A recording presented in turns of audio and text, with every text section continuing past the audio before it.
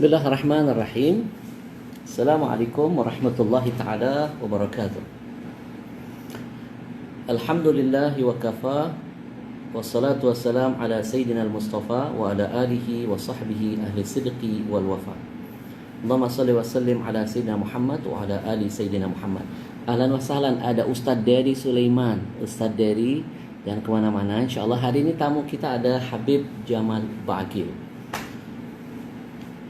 Ahlan wa sahlan buat semua yang sudah bergabung dari Halim. Masya Allah, ajuannya nggak ketinggalan ya Beb. Iya Ibu Rukia, ajwa selalu ada dalam setiap keadaan.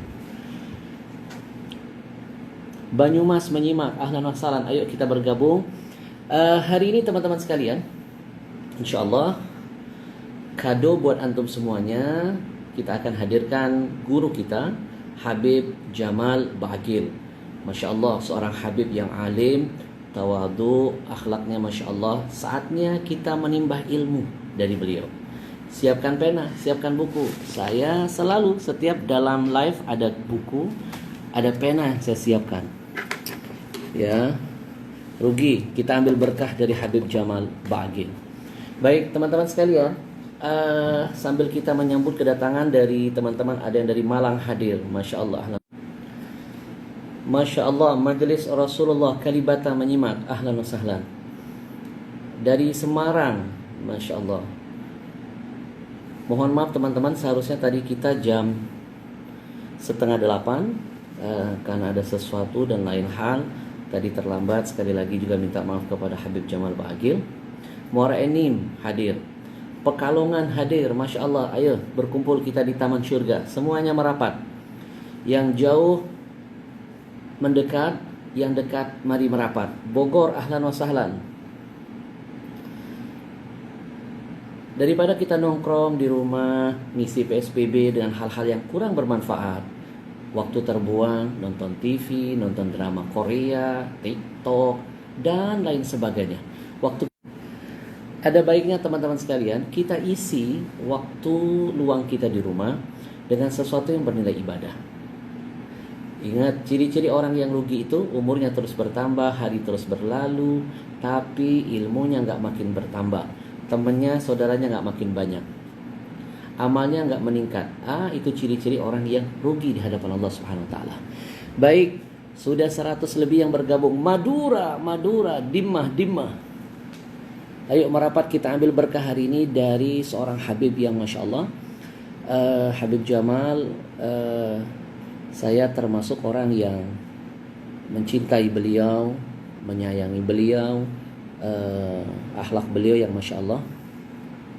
Saatnya kita berbagi ilmu, kita menimba ilmu dari beliau. Jakarta hadir, Masya Allah. Ayo semuanya merapat. Setelah merapat nanti kita panggil guru kita. Dari Medan, Masya Allah, ahlan wa sahlan. Tasikmalaya hadir ya Habibi, Masya Allah. Kediri, Jatim, Riau, Masya Allah. Tanjung Priok hadir, Masya Allah. Ini. Mohon maaf teman-teman, baru malam ini tampil terus ada gangguan TikTok. Download TikTok, Masya Allah. Emang kalau lagi mau menuju jalan kepada Allah itu godaannya berat. Hujibatil jannah bil makarih. Santri Lirboyo hadir Habib, Masya Allah. Batu Malang hadir. Udah gak sabar nih semuanya. Ayo kita merapat. Udah gak sabar pengen melihat wajah Habib Jamal, pengen dengerin nasihatnya. Dari Solo, Cikampek, Gresik, Masya Allah. Nih dari Gresik nih. Ini peci saya dapat kiriman dari Gresik. Jamaah Ridwan hadir, Masya Allah, Masya Allah. Kalimantan, Masya Allah. Lombok hadir, Masya Allah. Batu Malang, Masya Allah. Bogor Timur. Baik teman-teman sekalian, Pemalang hadir. Saatnya pasang niat di hati. Niatkan malam ini kita semata-mata ingin menggapai ridha Allah, ingin mendapatkan ilmu dari Allah, ada ulama, ingin mengambil tabarukan berkah dari cucunya Rasul, seorang yang alim, seorang yang tawaduk. Saatnya niatkan, insya Allah niat yang baik akan mendatangkan keberkahan yang berlimpah. Baik, dengan segala hormat, hari ini kita hadirkan guru kita, Al-Habib Jamal Ba'agil. Bismillahirrahmanirrahim.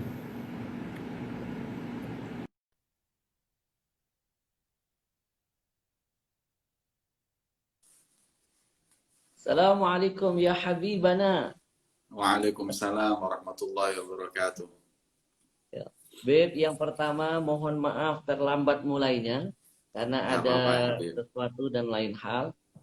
Nah, Ada tamu insya Allah dari Yaman, Beb. Masya Allah. Ada tamu dari Yaman, kemudian datang ke sini. Dulu beliau itu pimpinan televisi di Yaman.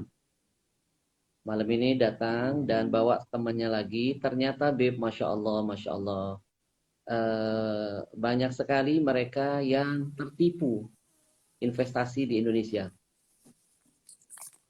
11 miliar Habib, Masya Allah. Mohon doanya. Mudah-mudahan orang yang zalim ini diberikan hidayah, petunjuk oleh Allah, Masya Allah. Gara-gara satu hal, satu Amin. orang, akhirnya kita semuanya ikut jadi jelek nantinya di mata mereka. Hari ini mereka berkumpul di sini dan insya Allah mudah-mudahan doa Habib salah satunya dan jamaah, mudah-mudahan yang zalim disadarkan, diberikan hidayah, yang teraniaya insya Allah diberikan kesabaran. Habib sekali lagi mohon maaf, lahir batin mohon maaf. Gimana kabar antum, sehat Habib? Alhamdulillah sehat walafiat. Terima kasih jazakumullah sudah menyiapkan waktu Habib dengan segala kesibukan Nah, antum. Masya Allah antum luangkan buat Al-Fakir dan jamaah. Ini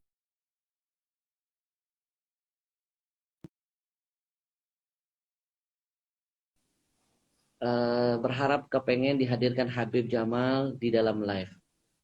Ini bentuk cinta jamaah kepada antum dan subhanallah terus bertambah yang ingin mengambil manfaat dari antum. 260 lebih sudah ikut live. Kita niatkan 1 jam ke depan teman-teman, jangan ada yang terlewatkan dari apa yang insya Allah akan dihadiahkan Habib Jamal kepada kita. Sekali lagi siapkan penanya, siapkan catatannya, karena ilmu itu seperti buruan, kalau nggak kita catat, dia akan lepas dan hilang dari kita. Habib, monggo dengan seluas-luasnya. Yang pertama, buat teman-teman mungkin minta ridhonya, kita ketika Habib bicara, memberikan nasihat, komentarnya kita off-kan dulu. Dan buat antum semua yang mungkin ingin bertanya kepada Habib, biar gampang langsung dibaca, nanti silakan kirim WA ke nomor 0815. Izin Habib, anak catat dulu sebentar. 0815 63 74 91 83. Nah, yang ingin bertanya sekali lagi mungkin bisa ke nomor ini, ya, WA akan ke nomor ini, insya Allah. Baik, Habibuna, gimana keadaan di Batu? Apakah PSBB juga, Beb? Batu alhamdulillah sudah agak mulai apa namanya new normal. Kemarin PSBB tapi sekarang sudah alhamdulillah seperti normal. Walaupun kita masih hati-hati lah. Bentar, saya benerin. Ya, jadi majelis berarti off dulu nih, Beb? Oke, sampai detik ini kita masih belum apa namanya, membuka majelis, khususnya majelis ta'lim, Maulid Ar-Ridwan, dan majelis rutinan di masjid-masjid yang lain, menunggu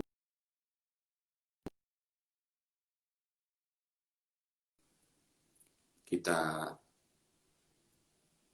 waktu yang tepat untuk membuka, kita buka. Walaupun mereka juga sudah bilang ke kita untuk kalau sesuatu, kalau majelis itu secara protokol, jaga jarak dan lain-lainnya, bisa insya Allah dimulai. Insya Allah awal Juli kita akan mulai semua majelis. Beb, yang pertama mungkin Beb, pesan buat Al-Fakir dan buat semua jamaah yang sedang menyaksikan, bagaimana nasihat Antum untuk menghadapi kondisi saat ini?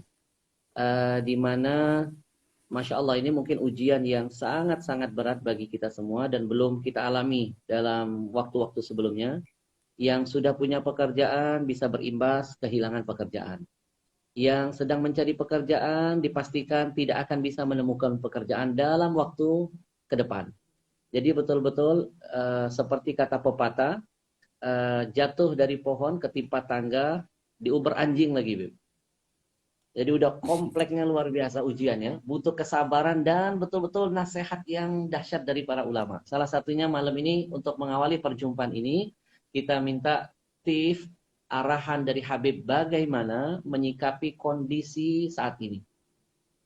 Ada yang bilang ini masih gelombang pertama. Masih akan ada gelombang kedua dan bahkan boleh jadi menjadi gelombang ketiga seperti di negara-negara lain. Kalau begitu diprediksi bisa-bisa ini tidak selesai di 2020. Ada yang uh, coba menyelidiki, mempelajari, khawatirnya ini akan berlanjut sampai 2021. Nah, paling tidak, Beb, kalau itu akan terjadi, kita sudah punya pegangan nasihat dari Antum.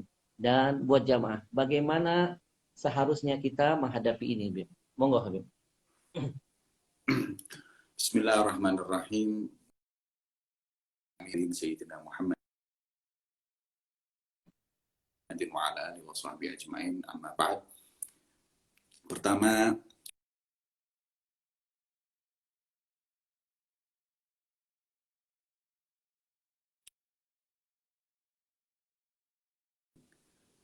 memberikan nasihat bersama beliau, guru kita semua, Habib Ahmad Al-Habsyi. Nahnu tasharrafna bihadzal liqa. Saya sangat mendapatkan penghargaan yang luar biasa atas pertemuan ini. Nahnu syarraftumuna, Bib. Syarraftumuna. Insya Allah kita semuanya mendapatkan mahabbah dari Allah Subhanahu wa Ta'ala, karena tidaklah seorang hamba yang saling berjumpa silaturahim karena Allah, cinta karena Allah, kecuali mendapatkan mahabbah dari Allah Subhanahu wa Ta'ala. Itulah yang kita harapkan bersama. Dan apa yang Ustadz Ahmad baru saja sampaikan kepada kita tentang keadaan yang saat ini kita hadapi bersama-sama, sudah jelas bahwa Allah Subhanahu wa Ta'ala memberikan kepada kita kunci jalan keluar dari apa yang saat ini kita sama-sama hadapi, yaitu firman Allah Subhanahu wa Ta'ala, walau anna ahlal qura amanu wattaqau, kalau umpama mereka penghuni negeri tersebut beriman kepada Allah. Yang pertama adalah iman. Iman ini artinya adalah satu keyakinan. Iman adalah yakin. Yang dengan keimanan tersebut manusia nggak akan maksiat kepada Allah. Berarti ketika dikatakan iman, berarti kita tidak boleh bermaksiat kepada Allah Subhanahu wa Ta'ala. Coba kita lihat, kita saksikan hadis-hadis yang disampaikan Rasulullah. Ketika manusia itu bermaksiat, la yashrabul khamra hina yashrabuha wa huwa mu'min. Tidaklah orang yang minum minuman keras ketika dia minum dan dia tidak dalam keadaan beriman. Artinya ketika dia bermaksiat kepada Allah, iman itu diangkat oleh Allah. Dalam riwayat yang lain, seorang yang bermaksiat kepada Allah, itu imannya dicopot dari tubuhnya, seperti dicopotnya baju dari tubuh seseorang. Kata guru saya, Habib Umar, beliau mengatakan, baju itu ketika Allah lepas, karena kita bermaksiat, Allah berhak untuk mengembalikan lagi dan berhak tidak mengembalikan lagi. Maka daripada itu, dengan keimanan, berarti kita sama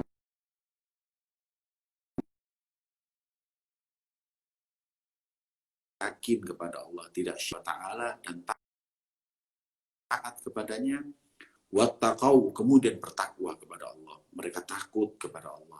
Mereka jaga perintah Allah, menjauhi segala larangan Allah Subhanahu wa taala. La fatahna, lam di sini. Untuk memastikan kalau mereka beriman, kalau apabila mereka bertakwa, mereka kembali kepada Allah. La fatahna alaihim. Aku akan bukakan untuk mereka barokat. Pakai jamak lagi, keberkahan-keberkahan. Kita tahu makna barakah adalah ziyadatul khair. Kebaikan yang ditambah oleh Allah Subhanahu wa taala. Minas sama'i wal ard, dari langit, dari bumi, Allah berkahkan semuanya. Dengannya kita insya Allah jauh dari segala musibah, wabah, dan bala. Maka itu awal, pertama kali ketika kita mendapat musibah adalah kita rujuk kepada Allah. Kita kembali kepada Allah Subhanahu wa taala, mengakui segala salah, kedosa kita, agar Allah Subhanahu wa taala mengangkat musibah tersebut. Maka itu tidaklah mungkin musibah dan bala ini selesai kecuali ketika Allah menghendakinya selesai. Dan kehendak Allah hanya dengan kita ilhah dan terus-terusan berdoa meminta kepada Allah Subhanahu wa taala. Ini langkah awal kita. Selalu kalau kita dalam fikih saja, dalam kitab fikih itu, apabila kita itu mau sholat istisqa, apa yang harus kita lakukan ketika kita mau mengadakan sholat istisqa? Disunnahkan ketika kita sholat istisqa, pertama raddul madzalim, kembaliin itu perbuatan-perbuatan dolim, haknya orang-orang yang diambil, rakyat, uangnya diambil oleh penguasa-penguasa yang zalim, kembaliin semua, raddul madzalim. Karena kebanyakan turunnya musibah dan bala karena aklul haram. Yang ini ambil harta yang ini dengan batil dan yang lain-lainnya. Raddul madzalim, riba. Kemudian taubah. Bertaubat, beristighfar kepada Allah Subhanahu wa taala, meminta ampun kepada Allah.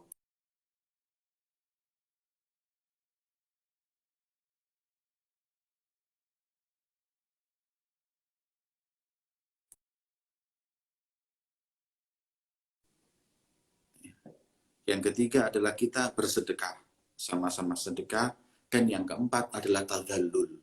Ketika kita dalam keadaan mendapatkan musibah kemarau, kita ingin sholat istisqa, disunnahkan kita berangkat untuk di lapangan sholat dengan baju yang badlah, baju yang sangat sederhana, menunjukkan rendahnya kita di sisi Allah Subhanahu wa taala. Nah, ini empat hal tadi ini kita lakukan, insya Allah dengannya Allah akan turunkan hujan. Begitu pula musibah dan bala ini. Kita kembali kepada Allah, kemudian kita bertaubat kepada Allah, haknya manusia kita kembalikan, kemudian kita sedekah yang banyak, dan yang terakhir jangan sombong. Karena kesombongan inilah yang membuat Allah itu murka kepada hambanya. Ya. Maka itu, ini langkah yang disebut oleh para ulama, ya, fuqaha dalam bab istisqa, yaitu sholat istisqa. Kemudian yang kedua, selain daripada hal yang telah disampaikan dalam hal istisqa, kita juga harus mengambil sunnatullahnya. Maknanya, setelah ini semua kita lakukan kembali kepada Allah, sunnatullahnya adalah kita wiqayah, yaitu menjaga diri kita dari penyakit tersebut. Jangan terus kita mau menentang penyakit itu atau mengingkarinya dan lain-lain. Itu enggak dibenarkan. La darar wa la dirar, kata Rasulullah. Jangan engkau mencampakkan dirimu dalam kebinasaan. Jangan kau juga membinasakan orang lain. Kita jangan membahayakan diri kita, jangan membahayakan orang lain. Makanya kita jangan sampai juga kita sebagaimana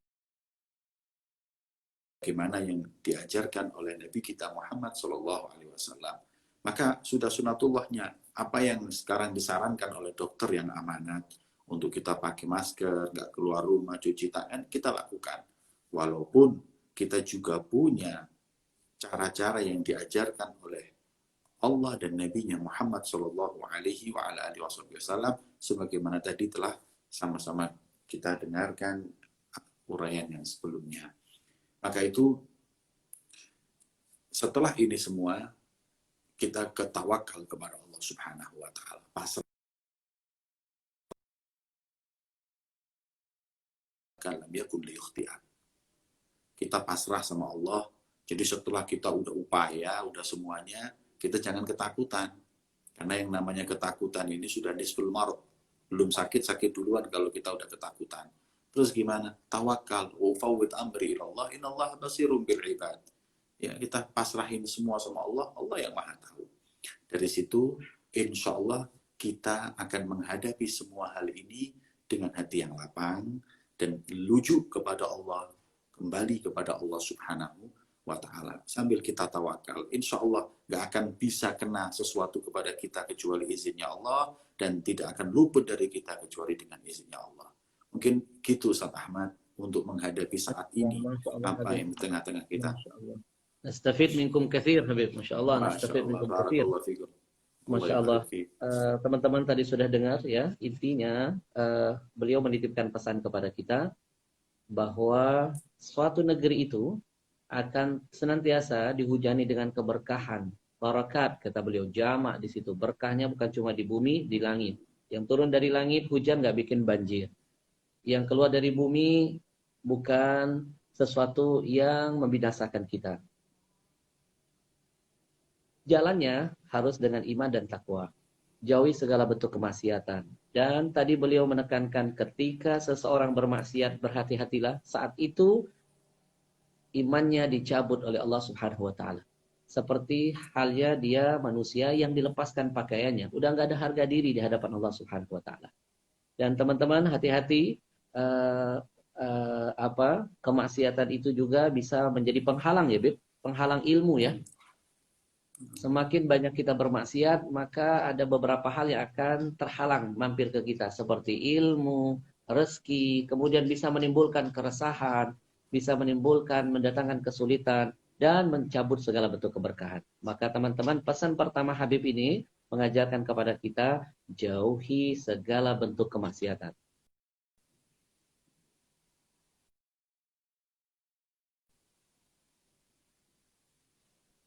Raddul madzalim, kembalikan kezaliman.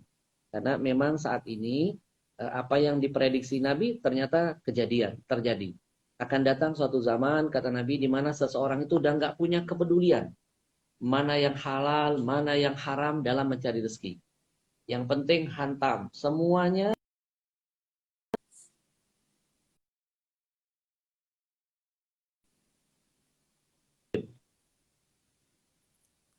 Maaf, tadi terputus. Bisa diulangi, ya. Ustaz, pertanyaan? Mohon maaf, ini jamaah baru malam ini, Beb. Setiap berapa menit ada yang tampil tuh, Beb.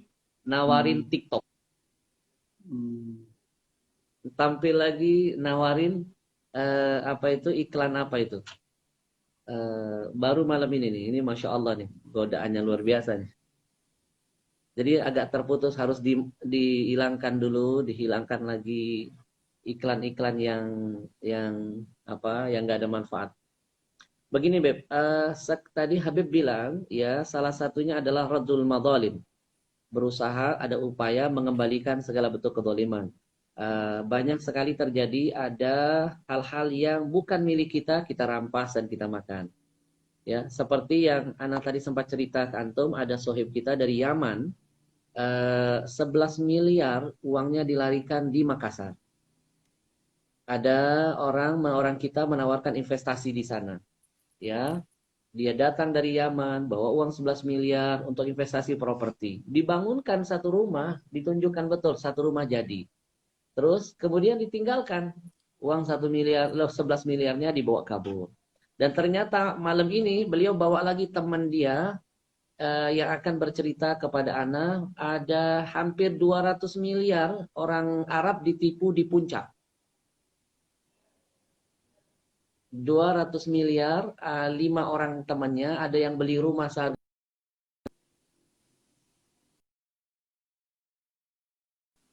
12 miliar. Kan orang Arab nggak bisa pakai nama dia, Beb. Jadi harus pakai nama orang yang dia percayai. Ternyata sudah jadi nama dia, nih orang kabur. Nah, mungkin gara-gara kezaliman inilah akhirnya Allah hadirkan ujian dan cobaan buat negeri kita. Nah, kira-kira Bib, hal-hal yang seperti ini, apakah dijamin ada keberkahan dan ketenangan dalam hidup mereka, Bib? Berkaitan dengan aklul haram. Sebagaimana Al-Imam Abdullah bin Alawi Al-Haddad, beliau menyampaikan bahwa shawarif yang menghalangi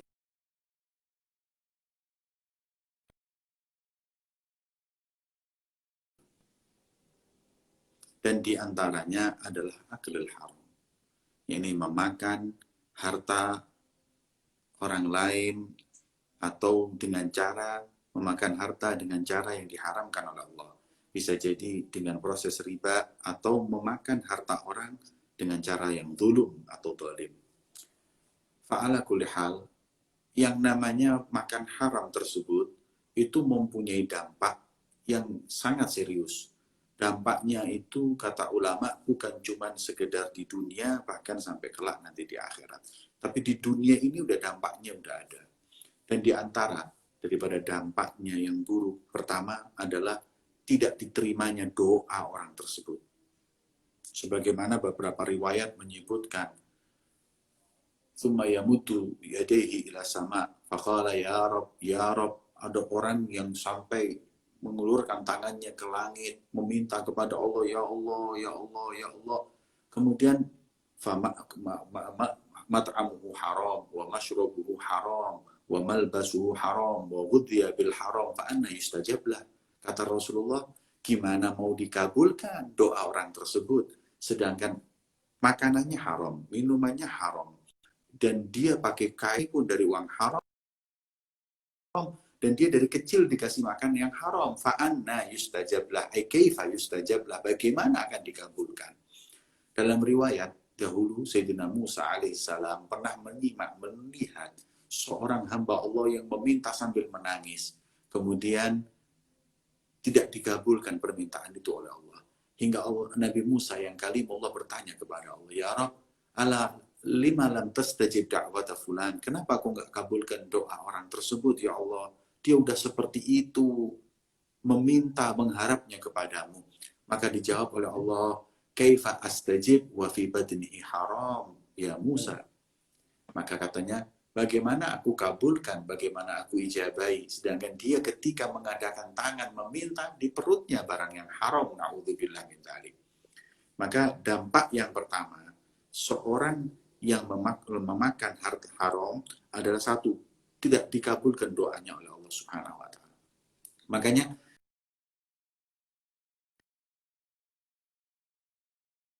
datang ke habaib kita minta doa, aulia kita minta doa. Kenapa? Karena kita yakin apa yang dia makan halal. Ketika kita tahu bahwa yang dia makan halal, disitulah diijabahi doanya oleh Allah Subhanahu wa taala. Dimanapun orang itu kalau meminta doa, pasti meminta kepada orang yang dianggap soleh, yang memakan makanan yang halal. Seperti itu. Kan Al-Habib Attas, Abu Bakar Attas Al-Habsyi, saya pernah mendengar dari satu murid beliau. Habib Attas ini orang yang sangat warak, hingga sampai-sampai diriwayatkan. Beliau itu kalau mau silaturahim ke rumah orang, mau makan di rumah orang, atau tanya dulu, di rumah ini ada yang kerja dengan riba atau enggak? Ini kerja di bank konvensional atau tidak? Ada yang riba enggak? Ketika dikatakan ada, saya enggak masuk. Khawatir dari hasilnya nanti ada dibeli minum, belikan semuanya, teh dan lain-lainnya, dan saya mau makan yang haram. Sampai seperti itunya mereka. Wah, dalam riwayat yang lain, Sayyidina Abu Bakar Siddiq radhiyallahu taala anhu, beliau juga seperti itu. Anak kecil memberikan makannya, dari mana kau dapatkan ini? Di jalan aku tadi dapatkannya. Kemudian beliau masukkan jarinya ke mulutnya, dia muntahin itu yang namanya makanan. Sampai akhirnya keluar makanan yang dia makan. Seorang di antara mereka berkata, sampai segininya kau wahai Abu Bakar, ini belum jelas haram, ini masih syubhat, karena dia ambil di jalan. Kemudian beliau mengatakan, "Wallahi, lau lam yakhruj hadha ta'am illa bi ikhraji ruhi la akhrajtu." Demi Allah, kalau makanan ini nggak keluar, kecuali harus bareng dengan keluarnya ruhku, aku akan lakukan. Kenapa Sayyidina Abu Bakar? Karena aku dengar Nabi SAW beliau bersabda, kullu lahmin nabata min suhtin fannaru aula bih. Setiap daging di manusia yang tumbuh dari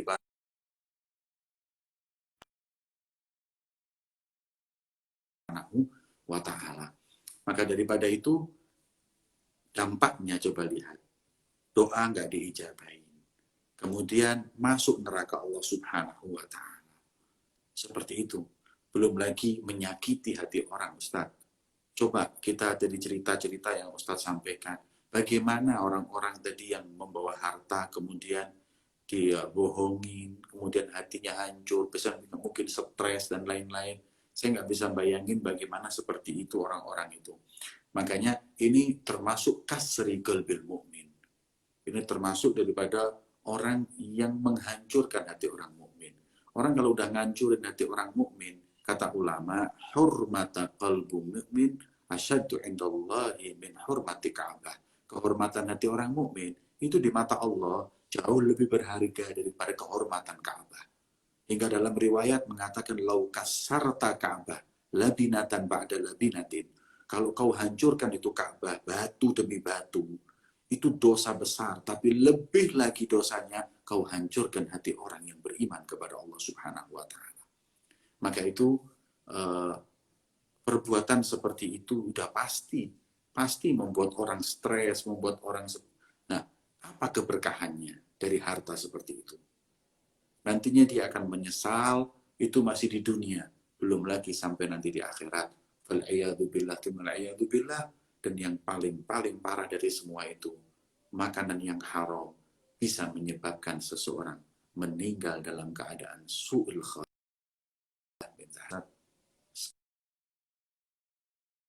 Sekarang ini saya kira Ustadz, ya, urusan masalah harta, kita nggak lagi ngomong orang biasa. Kadang para ulama pun, ya para habaib pun kadang didatangin orang, diajak kerjasama, dan setelah itu mereka hilang. Ya. Dengan ada lagi yang mengatasnamakan untuk yatim, mengatasnamakan untuk dakwah, mengatasnamakan, tapi semuanya na'udzubillah hanya dipakai untuk kepentingan pribadi masing-masing. Hal seperti ini adalah juga hal yang diharamkan oleh Allah Subhanahu wa taala.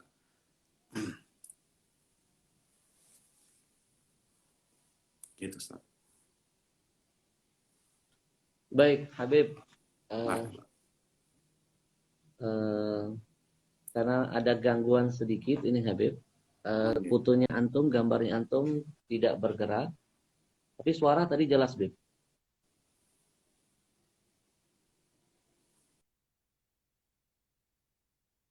Kan panggil Ekal ya, silakan bermampir itu. Baik teman-teman sekalian, mohon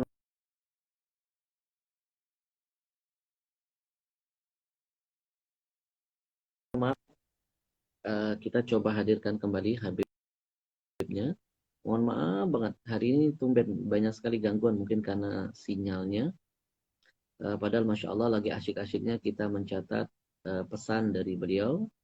Kita coba panggil, kita hadirkan lagi beliau.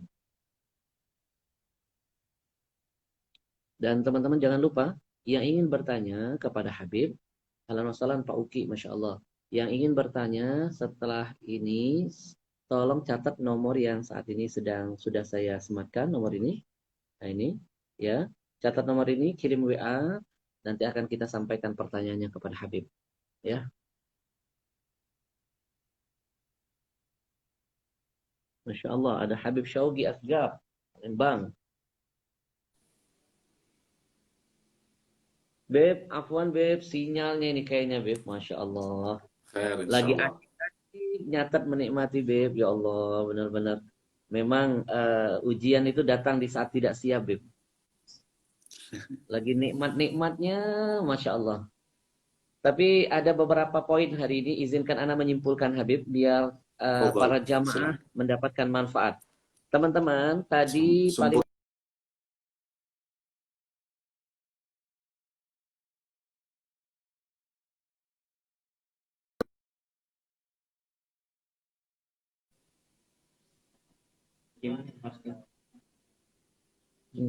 baik, teman-teman sekalian mohon maaf.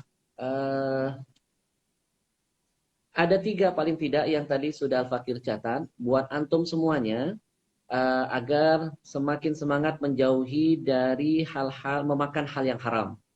Karena yang pertama kata Habib, hati-hati betul, jangan dianggap remeh. Seseorang yang memakan dari yang haram, maka dipastikan doanya tidak akan diterima oleh Allah Subhanahu wa taala. Tadi padahal di satu hadis Nabi menceritakan ada beberapa doa yang tidak akan ditolak. Salah satunya doa orang yang dalam perjalanan musafir. Tapi tadi Habib menyampaikan ada riwayat Nabi bercerita ada seseorang yang melakukan musafir yang sangat panjang. Luar biasa perjalanan yang sangat meletihkan. Lalu dia mengangkat tangan berdoa, Ya Rab, Ya Rab, Ya Rab. Tapi tidak dikabulkan oleh Allah Subhanahu wa taala. Fa anna yustajabu li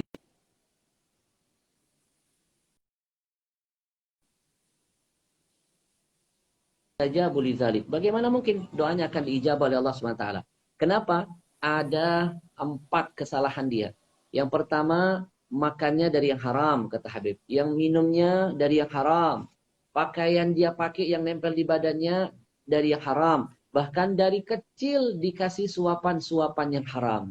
Makanya saat ini Bapak Ibu para jamaah yang punya anak, hati-hati, pastikan betul kalau kepengen anak soleh, pastikan yang masuk menjadi darah daging anak kita adalah sesuatu yang halal dari jerih payah kita sendiri.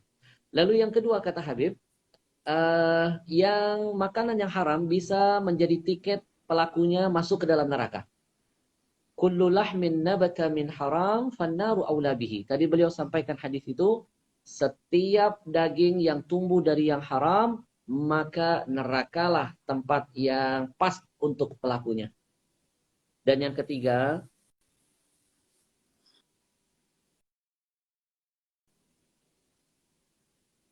orang yang memakan yang haram bisa mendapatkan tiket su'ul khatimah, mati yang jauh daripada rahmat Allah. Kita berlindung dulu teman-teman sekalian. Mudah-mudahan kita dijauhkan dari kategori manusia yang akan celaka ini. Masya Allah Habib. Baik, Habib izin ada beberapa pertanyaan dari jamaah. Yang pertama, bagaimana cara membersihkan hati, Habib?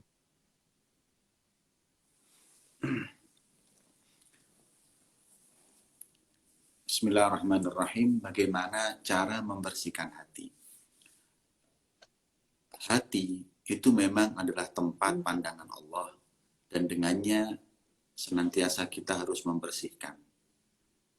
Kita malu kepada Allah apabila kita dipandang dan dalam keadaan hati itu kotor dan berpenyakit. Sebagaimana baju adalah tempat pandangan manusia,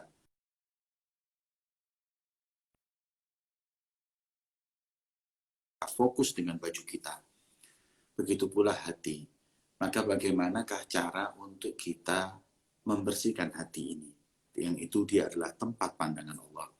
Ulama mengatakan ada beberapa langkah untuk membersihkan hati. Yang pertama adalah dengan tilawatul Quran wa tadabbur bihi. Yang pertama dan kedua adalah membaca Al-Quran serta mentadaburinya. Karena yang namanya Al-Quran itu tidak akan pernah nikmat dibaca kecuali di hati orang yang bersih. Sebagaimana Sayyidina Utsman bin Affan radhiyallahu ta'ala anhu, beliau itu kalau sholat 2 rakaat 30 juz, per rakaatnya 15 juz, di depan Ka'bah lagi dia sholat. Ada yang tanya, wahai Utsman, kau sholat 2 rakaat 30 juz kau lakukan, kau baca Al-Quran? Iya. Apa resepnya hingga kau bisa melakukan itu? Beliau mengatakan, idza tahural qalbu ma syabi'a min kalamillah. Hati itu kalau bersih, insya Allah nggak akan pernah kenyang dari kalam Allah. Maka yang pertama adalah kita itu membaca Al-Quran dan mentadaburinya, karena Al-Quran dibaca serta ditadaburi agar sempurna. Kemudian yang kedua, agar hati bersih adalah memperbanyak zikir kepada Allah. Banyak zikir adalah resep yang paling ampuh membersihkan hati, karena Rasulullah bersabda, innal qalba la yasda kasada'il hadid. Ini yang namanya hati bisa berkarat seperti berkaratnya bersih. Kemudian sahabat bertanya, fama jila'uhu ya Rasulullah, Kalau hati itu seperti besi yang bisa berkarat, maka bagaimana menghilangkan karat tersebut ya Rasulullah? Rasul menjawab, zikrullah. Berzikir kepada Allah Subhanahu wa Ta'ala. Dan sebaik-baiknya zikir adalah kalimat la ilaha illallah. Itu sebaik-baiknya zikir. Ada yang namanya step atau langkah-langkah dalam berzikir. Paling afdal adalah la ilaha illallah. Kemudian kalau sudah la ilaha illallah itu mustahdhar, semua udah ke bawah dalam hati kita, kita hanya cukup melanjutkannya dengan Allah, Allah, Allah, Allah. Setelah kita sudah dengan Allah, maka di terakhir tanpa menyebut la ilaha illallah, tanpa menyebut Allah, semua meresap hanya menjadi dia, hanya dia, hanya dia, Nah, inilah yang disebut dengan zikrul idrus. Kata Al-Habib Abdullah bin Abu Bakar Idrus, wa dzikrul idrusil kutub ajla 'anil qalbi sadali salina. Kata beliau, Al-Habib Abdullah bin Abu Bakar Idrus Sultanul Malah ini adalah satu resep yang paling ampuh untuk menghilangkan karat yang ada dalam hati kita. Caranya ketika berzikir, sebagaimana diajarkan oleh guru-guru kita, afdhalul dzikri la ilaha illallah. Aslinya la ilaha illallah itu adalah la ma'buda bihaqqin fil wujudi illallah. Tidak ada yang patut disembah dengan benar di alam semesta ini kecuali Allah.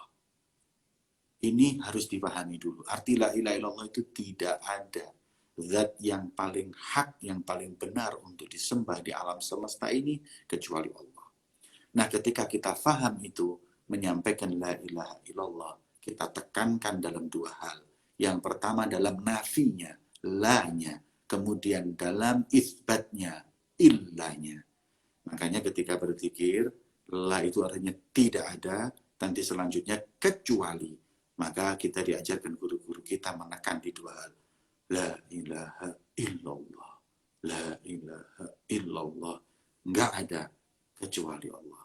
Nggak ada kecuali Allah. Ini diulang hingga meresap. Udah meresap, kalau udah meresap, tinggal Allah. Allah. Allah adalah hakikatnya kita sudah hadir di hati kita kalimat la ilaha illa Allah. Allah. Allah. Nah, ketika sudah meresap kata Allah, Allah, Allah, maka kalimat Allah pun sudah hadir dalam hati kita. Ketika kalimat Allah sudah hadir dalam hati kita, yang ada hanya kalimat huwa, dia. Artinya tidak ada yang patut disembah dalam alam semesta ini yang benar kecuali Allah, dia, dia, dia. Hanya Allah, hanya dia. Nah, setelah itu bersih hati kita, nyambungin hati dengan Allah. Hati udah nyambung sama Allah. Kalau yang sudah seperti ini, seperti Imam Abdullah bin Ala bin Haddad, ya Ustadz, kita kalau mau sholat itu kan khusyuk dulu. Kita hadirin hati dulu, Allahu Akbar, baru kita sholat. Kalau Imam Haddad itu kebalikan kita. Kalau ngomong sama orang, beliau berupaya untuk khusyuk. Karena 24 jam hatinya sama Allah. Ketika ada tamu yang ingin menjumpai beliau, beliau minta waktu untuk fokus kepada manusia. Karena fokusnya hanya kepada Allah. Hingga beliau tulis dalam qasidahnya, Ana masyghulun bilaila an jami'il kauni jumlah. Aku udah sibuk sama si Laila, yaitu isti'arah dari Allah. Aku udah hatiku semuanya hanya kepada Allah. Gak melihat sesuatu kecuali mengingatkan kepada Allah. Maka zikir itulah yang bisa membersihkan hati. Nah, kemudian baca Al-Quran, kemudian bangun malam, dan terakhir yang paling penting, berteman dengan orang yang hatinya bersih. Berteman dengan orang-orang yang baik. Gak akan pernah kita jadi baik selama kita gak berteman dengan orang yang baik. Maka itu, pilih teman yang baik. Insya Allah, sebagaimana ulama mengatakan bahwa anil mar'i la tas'al, fas'al an qarini, innal qarina bil qarini yaktadi. Orang itu mau tahu orang ya temannya. Karena nggak bisa luput. Teman itu pasti mengartikan seseorang nilainya. Maka itu bohong kalau ada orang yang mengatakan, temanku bajingan semua, temanku setan semua, tapi alhamdulillah aku nggak sama-sama mereka. Itu omongannya udah menunjukkan dia nggak benar. Nggak mungkin, sebagaimana para ulama mengatakan, panuan dekat sama orang sehat, yang nggak mungkin yang sebaliknya, yang panuan jadi sehat. Maka daripada itu, untuk hati agar bersih, bertemanlah dengan orang-orang soleh. Berteman dengan orang soleh yang kalau dipandang mengingatkan kita kepada Allah.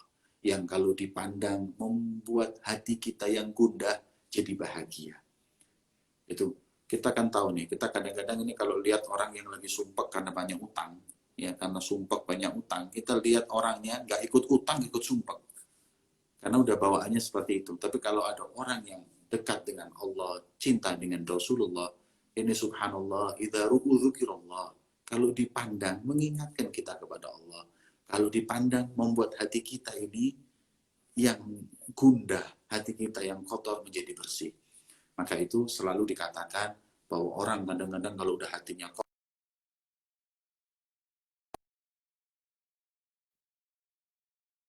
yang soleh, agar hati.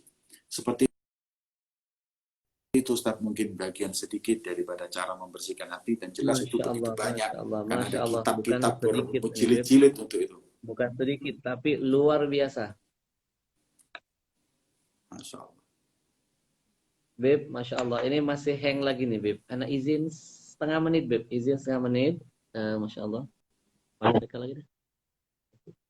Teman-teman, mohon maaf. Luar biasa ini, Masya Allah. Baru malam ini gangguannya luar biasa. Sinyalnya, gambarnya. Suara Habib itu terdengar. Suara Habib Jamal terdengar jelas. Tapi fotonya stuck. Cuma berhenti begini.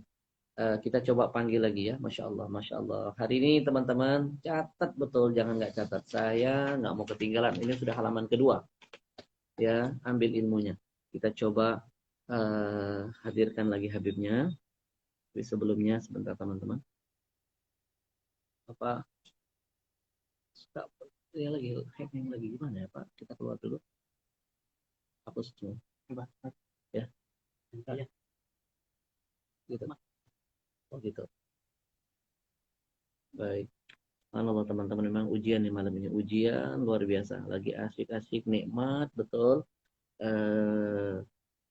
Mendengarkan ilmu dari Habib. Lagi haus-hausnya. Masya Allah. Beb, afwan Beb. Ya Allah. Benar-benar ini ujian Beb. Lagi asik-asik Beb. Lagi asik-asik. Ya, seperti orang yang lagi haus tiba-tiba dikasih air minum Beb. Ya Allah. Masya Allah. Nikmatnya itu ya Allah Beb. Izin ya Beb, minum dulu ya Beb. Fadhal. Ajwa ya. Ajwa. Mohon doain ya Beb, biar Ajwa makin diberkahi. Biar insya Allah paling tidak ada pilihan buat umat ya. Dari kita, untungnya buat dakwah dan buat agama kita. Kalau antum doain jadi tambah berkah nanti Beb, insya Allah. Allah barik fiik. Beb, izin Ana simpulkan Beb. Ya.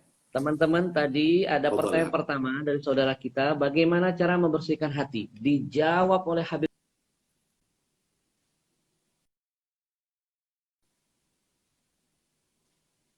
Singkat, padat, luar biasa. Dikasih bumbu cerita lagi. Yang pertama teman-teman, yang ingin hatinya bersih. Ya, bagaimana cara membersihkannya? Catat, banyak-banyak tilawatil Quran. Maksudnya banyak-banyak menjalin komunikasi kita dengan Allah. Karena Allah lah yang maha membolak-balikan hati. Ya, kalau kita nggak mau komunikasi kepada yang menciptakan kita, yang punya hati kita, yang membolak-balikan hati, mana mungkin hati bisa jadi bersih. Tadi beliau juga menyebutkan ada cerita ketika Imam Ali bertanya kepada Sayyidina Utsman bin Affan. Lalu dijawab oleh beliau, "Idza tahural qalb ma syubbi'at min kalami rabbikum." Ya, kalau hati itu sudah bersih, ya, tidak akan pernah ada rasa kenyang ketika berkomunikasi dengan Tuhanmu. Nah, orang jangan heran kalau ada orang baca Quran, sahah bisa khotam dalam satu malam, tidak ada ngantuk, tidak ada capek. Kenapa? Karena hatinya bersih. Jadi dia menikmati komunikasi dia dengan Allah. Kalau kita baru baca Quran 10 ayat sudah ngantuk, itu jangan-jangan hati kita kotor. Makanya tidak connect sinyal kita dengan Allah yang maha suci. Maka bersihkan hatimu biar terjalin konektivitasmu dengan Allah insya Allah. Lalu yang kedua kata beliau, zikir, cara membersihkan hati. Dan sebaik-baik zikir adalah la ilaha illallah. Dan yang ketiga, berteman dengan orang yang baik. Maka beruntung hari ini kita dikumpulkan Allah di sini. Insya Allah semuanya digolongkan minas salihin. Amin. Apalagi kita bisa memandang wajah orang-orang yang soleh seperti Habib Jamal. Baik, pertanyaan kedua Habib. Sebelum Ana bacakan ini, Bib, Ana todong dulu. Nanti siapkan ijazah terbaik buat kami semua, Bib. Masya Allah. Ijazah yang harus antum ijazahkan kepada kita semuanya. Karena ini menunggu nih, 300 lebih ini menunggu ijazah dari antum.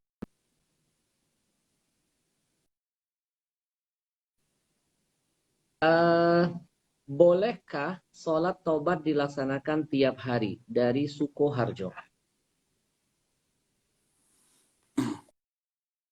Salat sunnah mutlak yang hukumnya boleh dilakukan sendiri dan boleh juga dibarengin dengan sholat yang lain. Dan bisa dilakukan untuk tiap hari. Karena Allah memang suka kepada hambanya yang senantiasa kembali kepada Allah Subhanahu wa Ta'ala. Ya, innallaha yuhibbut tawwabin. Allah itu cinta dengan orang-orang yang senantiasa bertaubat kepada Allah. Maka sholat sunnah taubat tidak ada batasan, minimal 2, kemudian batasan nggak ada. Mau sholat berkali-kali, mau tiap hari, nggak masalah. Jadi tidak ada ketentuan maksimal berapa, karena dia sholat sunnah mutlak. Beda dengan sholat sunnah duha, witir, itu ada ketentuannya. Sholat duha maksimal adalah 12 menurut riwayat, dalam riwayat lagi 8, tapi afdolnya adalah 8, minimal 2. Witir maksimal 11, minimal 3 atau 1. Kalau dilakukan terus-menerus hukumnya makruh dan lain-lain. Tapi kalau sholat sunnah taubat tidak. Maka itu tiap hari, tiap saat pun sholat sunnah selama bukan waktu yang haram untuk kita lakukan, maka hukumnya nggak masalah. Tafadhal sholat sunnah taubah. Gitu, Ustaz. Baik, Habib, jazakumullah. Pertanyaan berikutnya, Habib, dari Lampung. Soal kurban, baiknya sekali seumur hidup atau harus tiap tahun, Habib? Kurban apa yang dimaksud ini? Udhiyah, yakni Idul Adha? Kayaknya Idul Adha, Habib. Kalau Idul Adha, hukumnya sunnah. Dia tidak wajib kecuali di mazhab yang lain yang mengatakan bagi yang mampu, maka wajib untuk korban. Tapi di mazhab kita adalah sunnah mu'akkadah. Dalam mazhab Imam Syafi'i, udhiyah adalah sunnah mu'akkadah. Jadi kalau kita sampai enggak melakukannya, kita yang rugi. Maka daripada itu, dalam riwayat-riwayat yang lain disebutkan, abdimu dohayakum fa'innaha ala sirat matoyakum. Perbesarlah hewan korban kalian, karena nanti di siratul mustaqim dia adalah kendaraan kalian. Man yajidlah usa'ah walam yudahi. Barang siapa yang mendapatkan kemudahan dari Allah untuk melakukan korban, tapi dia tidak melakukannya. Itu dalam riwayat, fala yaqrubanna musallana. Jangan dekat-dekat musala kami, jangan dekat-dekat masjid kami, karena dia nggak mukmin yang sempurna. Bisa-bisa jadi dia adalah orang-orang yang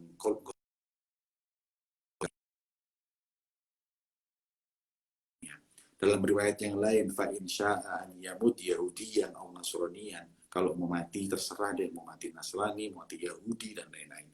Maka daripada itu kita rugi ketika kita diberi Allah rezeki, kemudian kita nggak korban, itu kita yang rugi.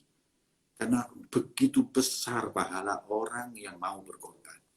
Kita apa nggak malu kadang-kadang melihat orang-orang yang ekonominya pas-pasan. Dia itu nabung. Tiap tahun bisa menyembelih karena tabungan yang dia lakukan dalam setahun. Subhanallah.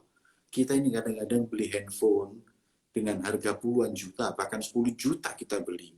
Tapi beli kambing 2 juta kita nggak bisa. Apa kita nggak malu? Ya. Maka daripada itu, sisihkan sebagian harta untuk hal tersebut, dan hukumnya tadi bukan seumur hidup sekali. Setiap tahun sunnah muakkadah. Dan mazhab yang lain mengatakan tiap tahun wajib hukumnya. Mazhab kita sunnah muakkadah nggak sampai wajib kecuali dengan nazar. Kalau nazar jadi wajib, itu aja. Itu Ustaz. Baik, Masya Allah. Habib, ada pertanyaan dari Dubai. Dari Dubai nih, Habib. Izin Masya bertanya, Ana dari Dubai, kebetulan rumah saya berdekatan dengan dokter. Dia pernah bilang COVID-19 tidak berbahaya, tapi yang diberitakan media berbahaya. Gimana menurut?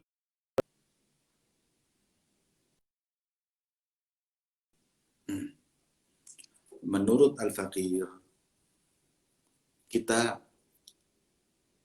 yang namanya setiap kabar itu yahtamilul kizib wasidik. Yang namanya khobar itu ada dua kemungkinan, benar atau salah, benar atau bohong, ya, benar atau bohong. Nah, sekarang kabar yang kita dengar itu sudah apa? Kita sampaikan bahwa COVID-19, Corona itu ada karena hadut tawatur. Semua para atibak, para dokter sudah mengatakan seperti itu. Nah, sebahaya manakah COVID ini? Sekarang masih apa namanya penyampaian para dokter dan lain-lain. Ada yang mengatakan yang sangat bahaya, ada yang mengatakan bahayanya bagi orang-orang yang sakit, yang sudah punya sakit, ada yang mengatakan bahaya untuk siapapun. Tapi kalau kita lihat ini memang ada dan dampaknya bahaya kecuali bagi orang-orang yang mempunyai imun yang kuat, yang apa namanya yang bagus, maka insya Allah akan menjadi hal yang biasa. Tapi mau orang bilang, yang penting ini ada, mau dia bahaya atau tidak, yang penting kita jauhin. Kita jauhin, tapi nggak perlu kita terlalu takut. Saya begitu suka dengan ceramah satu doktor yang berasal dari Azhar Mesir, yang beliau mengatakan, karena ini penyakit buatan, tidak sekuat aslinya. Maka itu, dengan kita kuatkan diri, kita olahraga, itu bersih, insya Allah kita kena pun nggak akan masalah. Jadi seperti itu aja. Tapi jangan sampailah kalau bisa kita betul-betul jaga diri kita agar nggak kena. Tapi kalau kena pun kita nggak boleh khawatir. Kalau orang udah ketakutan itu nisful marad sudah setengah sakit belum kena corona udah sakit duluan. Kayak ada satu orang di dekat saya ini was-was banget sama yang namanya COVID ini, was-was mau naik apa sampai kalau mau duduk itu pakai koran dulu karena was-wasnya. Fil akhir nggak kena COVID, nggak kena penyakit apa-apa tapi kena stroke. Darahnya kena stroke masuk rumah sakit. Ya ini.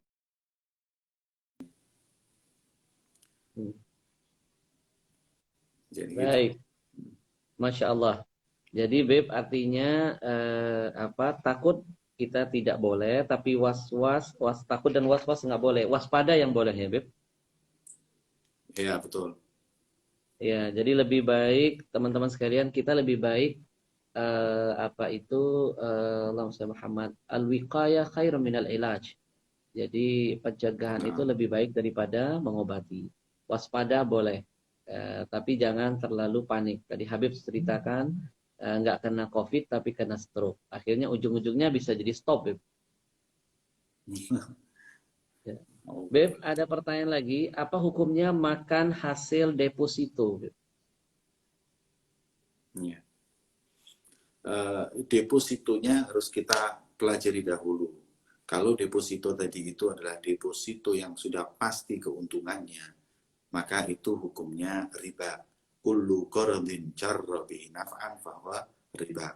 Jadi apabila kita pinjamkan ke bank, kemudian setiap bulan kita pasti mendapatkan keuntungan 3%, ini namanya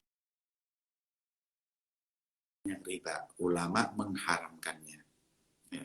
Adapun kalau kita pakai sistemnya itu qirab atau disebut dengan mudharabah, ya, kita titipkan uang itu kepada seseorang atau ke bank, kemudian dia memberikan keuntungan dengan tergantung keuntungan yang dia dapat. Ya. Kalau keuntungan sekian dia dapat, pokoknya keuntungan dalam seseorang itu bekerja itu yang boleh hanyalah nisbah.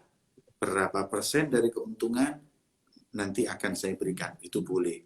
Tapi kalau kamu aku beri untung sekian, itu nggak diperkenankan.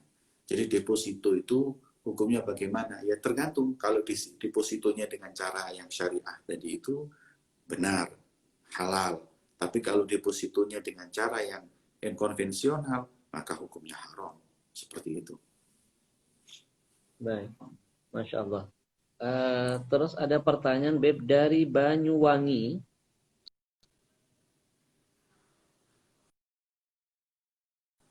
Ijab kabul.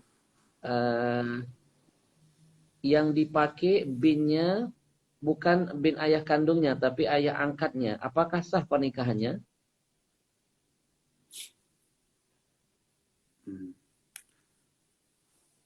Kalau apabila salah dalam penyebutan nama, tapi semua orang syahid, para syuhada, mereka itu tahu yang dimaksud adalah si fulan, dan afdolnya lagi dengan isim isyarah, karena isim isyarah bahkan lebih kuat daripada zikrul asma. Saya kasih contoh, umpama saya nikahkan Ustadz Ahmad ini, ya Ustadz Ahmad, an wazawwajtuka. Umpama saya ucapkan Ustadz Ahmad dengan kita beri dengan isim isyarah, ya Ustadz Ahmad hadza. Kalimat hadza ini isim isyarah ini pasti udah kuat sahnya. Walaupun nanti saya menyampaikannya Ustadz Ahmad itu salah, Ahmad bin siapanya salah, selama saya pakai kalimat hadza, ini isim isyarah yang aku nikahkan si Ahmad ini, bukan Ahmad yang lain, maka hukumnya itu sah.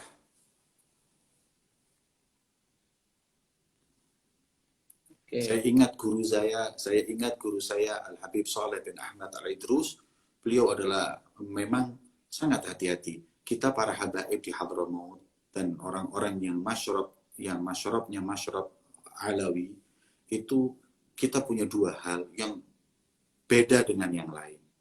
Yaitu dua hal ini kata ulama, Habib Ahmad bin Hasan Attas beliau mengatakan, para Alawi, para Sadatina Abi Alawi, mereka itu sangat hati-hati dalam segala hal dan lebih-lebih dalam dua hal ini. Yang pertama fi amwalin nas, di urusan yang berkaitan dengan harta orang. Jangan sampai makan. Ini hukum nanti apapun dilihat yang paling hati-hati untuk urusan harta orang. Yang kedua fi ibdha'in nisa, dalam menikah. Ustaz, hanya ulama Hadramaut yang nikahnya sampai diulang 3 kali. Zawwajtuka, angkahtuka wa zawwajtuka, itu cuma di Hadramaut saja. Di negeri lain nggak ada. Kenapa? Karena lafaz pernikahan itu riwayat ada lafaz zawaj, ada lafaz nikah. Lah karena saking takutnya lafaz nikah dipakai, lafaz zawaj dipakai, saking takutnya ini hanya para ulama Hadramaut yang melakukan seperti ini. Kenapa? Karena hati-hati jangan sampai nanti nikah ini nggak sah. Makanya saya masih ingat tadi saya sampaikan guru saya Ustaz Saleh bin Ahmad Al-Idrus, syafahullah wa afahullah, yang saat ini beliau lagi sakit, semoga Allah memberi kesembuhan kepada beliau. Beliau ketika menikahkan selalu pakai isim isyarah. Khawatir nanti penyebutan nama itu salah, orang tuanya salah. Beliau mengatakan, ya Ustadz Ahmad hadza. Dengan sebutan hadza, ini isim isyarah kuat, udah pasti benernya. Walaupun saya sebut nanti salah orang, tapi kalau udah kalbut hadza, orang tahu semua bahwa yang aku nikahkan ini orang. Yeah. Itu insya Allah sah. Nah, tadi penyebutan nama fulan betul, binnya sah. Semuanya yang orang itu, maka nikah itu dikatakan sah.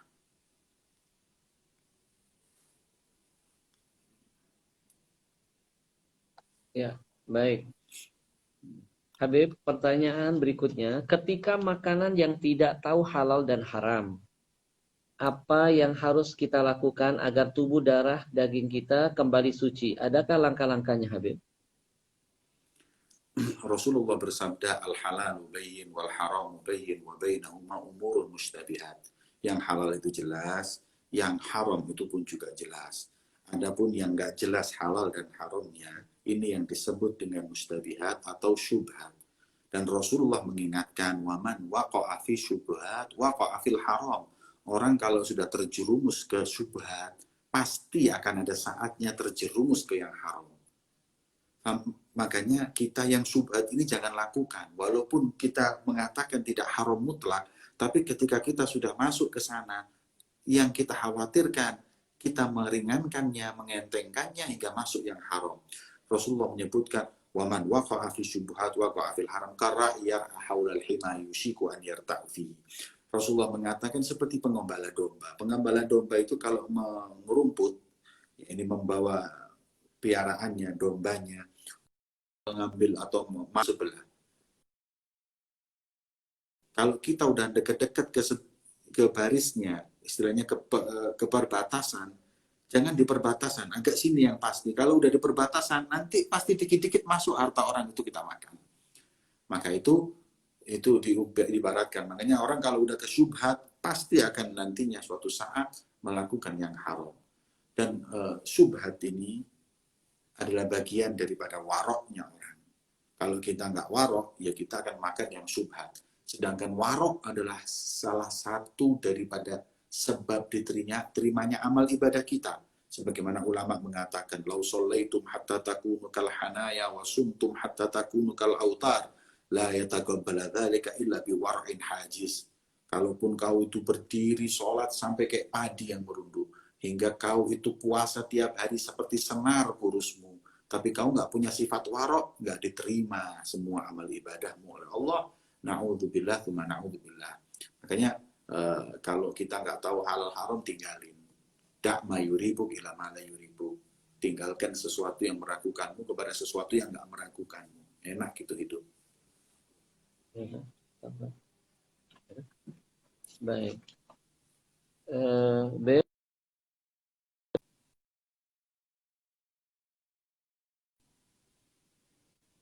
Atau PO, Beb. Apa itu PO, Ustaz? Dropshipper dan PO.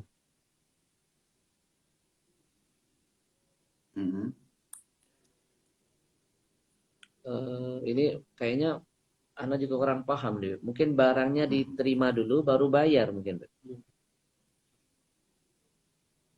Wallahu a'lam. Kalau apa tuh namanya, husnus soal nisful ilm. Jadi betul, soal ini harus dia. Takut kita salah nih, Beb. Betul. Nanti kita salah menjawabnya. Masya Allah. Saya mau bertanya Habib tentang cadar. Apa hukumnya bercadar bagi wanita muslimah? Bagaimana jika ada wanita yang bercadar tapi masih belum sepenuhnya? Kadang pakai dan kadang nggak memakai.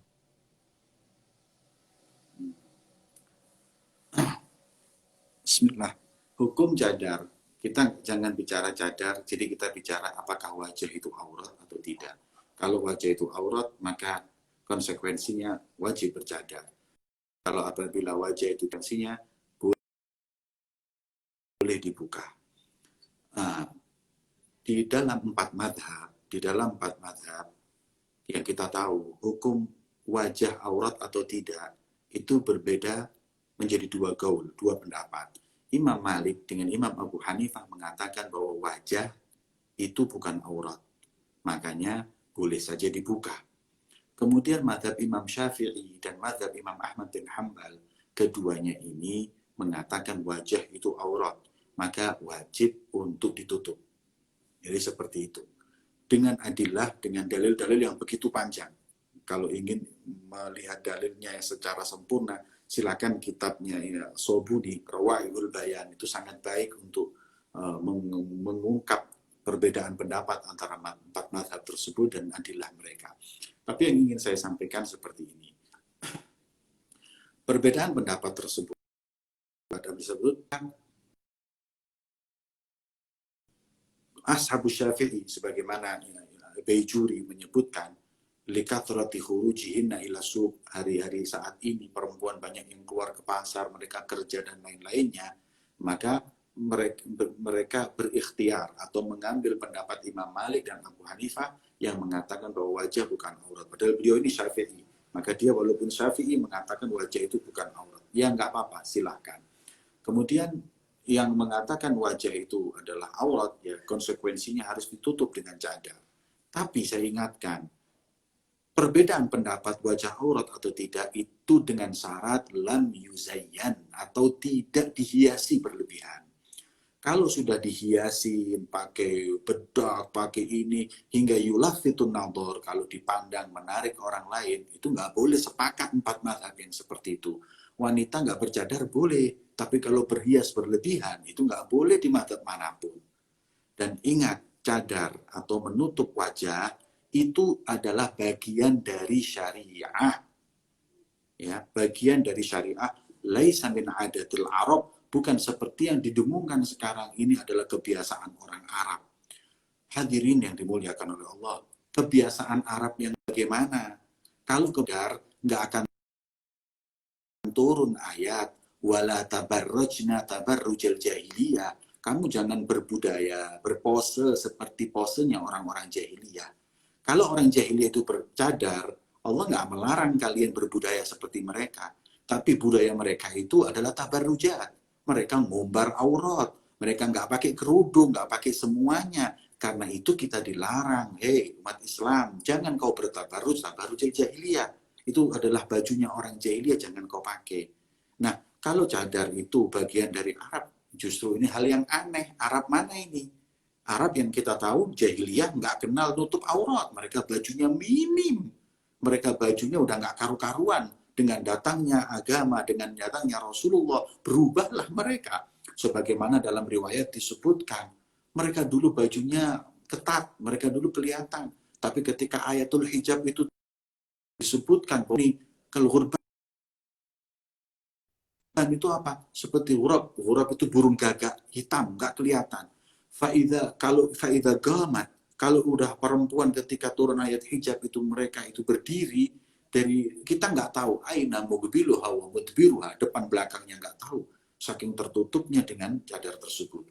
Maka daripada itu yang ingin saya sampaikan di sini, bagaimana sekarang hukum cadar. Ya, yang berpendapat boleh, silahkan Anda bercadar. Jangan justru orang bercadar dicemooh. Saya lihat beberapa saat terakhir ini, banyak orang yang suka ngomongin masalah cadar, agak sedikit miring cadar. Akhirnya yang terjadi sekarang, bukan cuma cewek aja yang pakai cadar, cowoknya pakai cadar semua sekarang. Mau nggak mau. Kalau Allah sudah kasih keputusan, udah. Sekarang semua yang mau cadar ini mereka pakai cadar semua ya kemana-mana. Ya, makanya seperti hargain masing-masing. Saya pribadi mengatakan wajah itu aurat.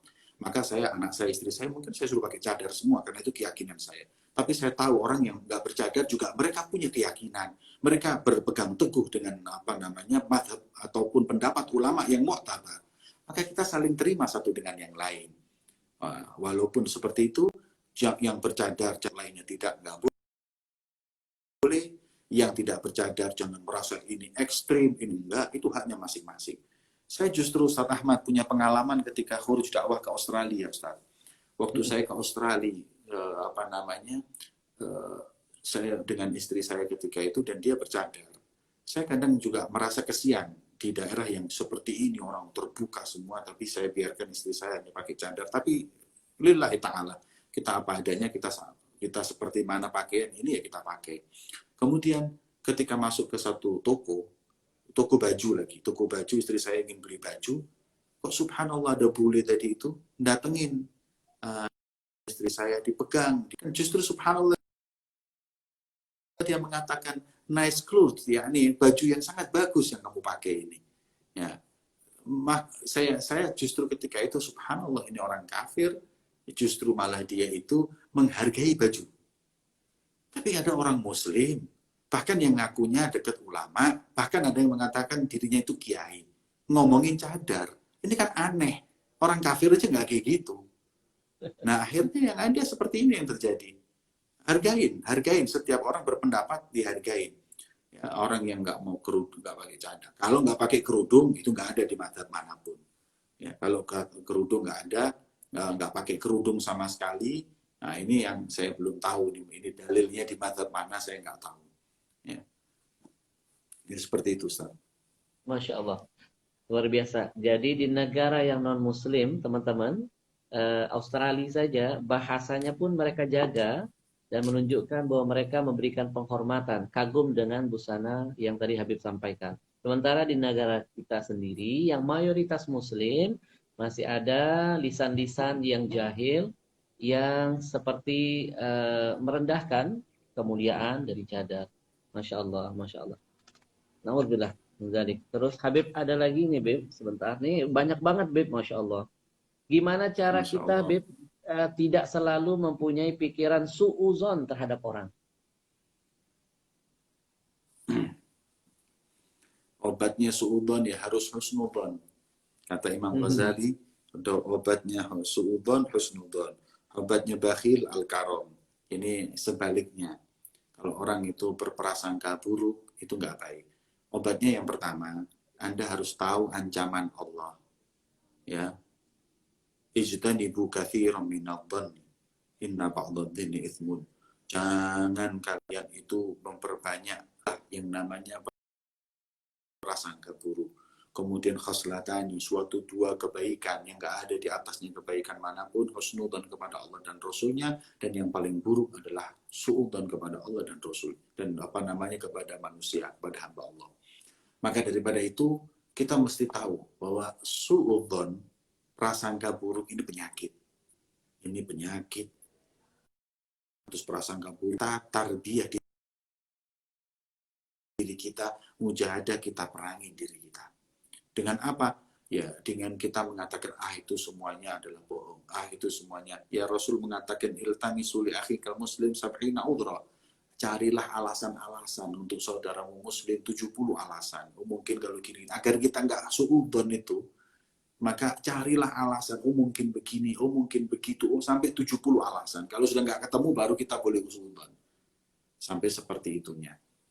Maka obatnya suudon, ya dengan husnudzon, mujahadah, cari positive thinking, cari kebaikan, alasan yang paling tepat untuk kita bisa mengikis prasangka buruk tersebut.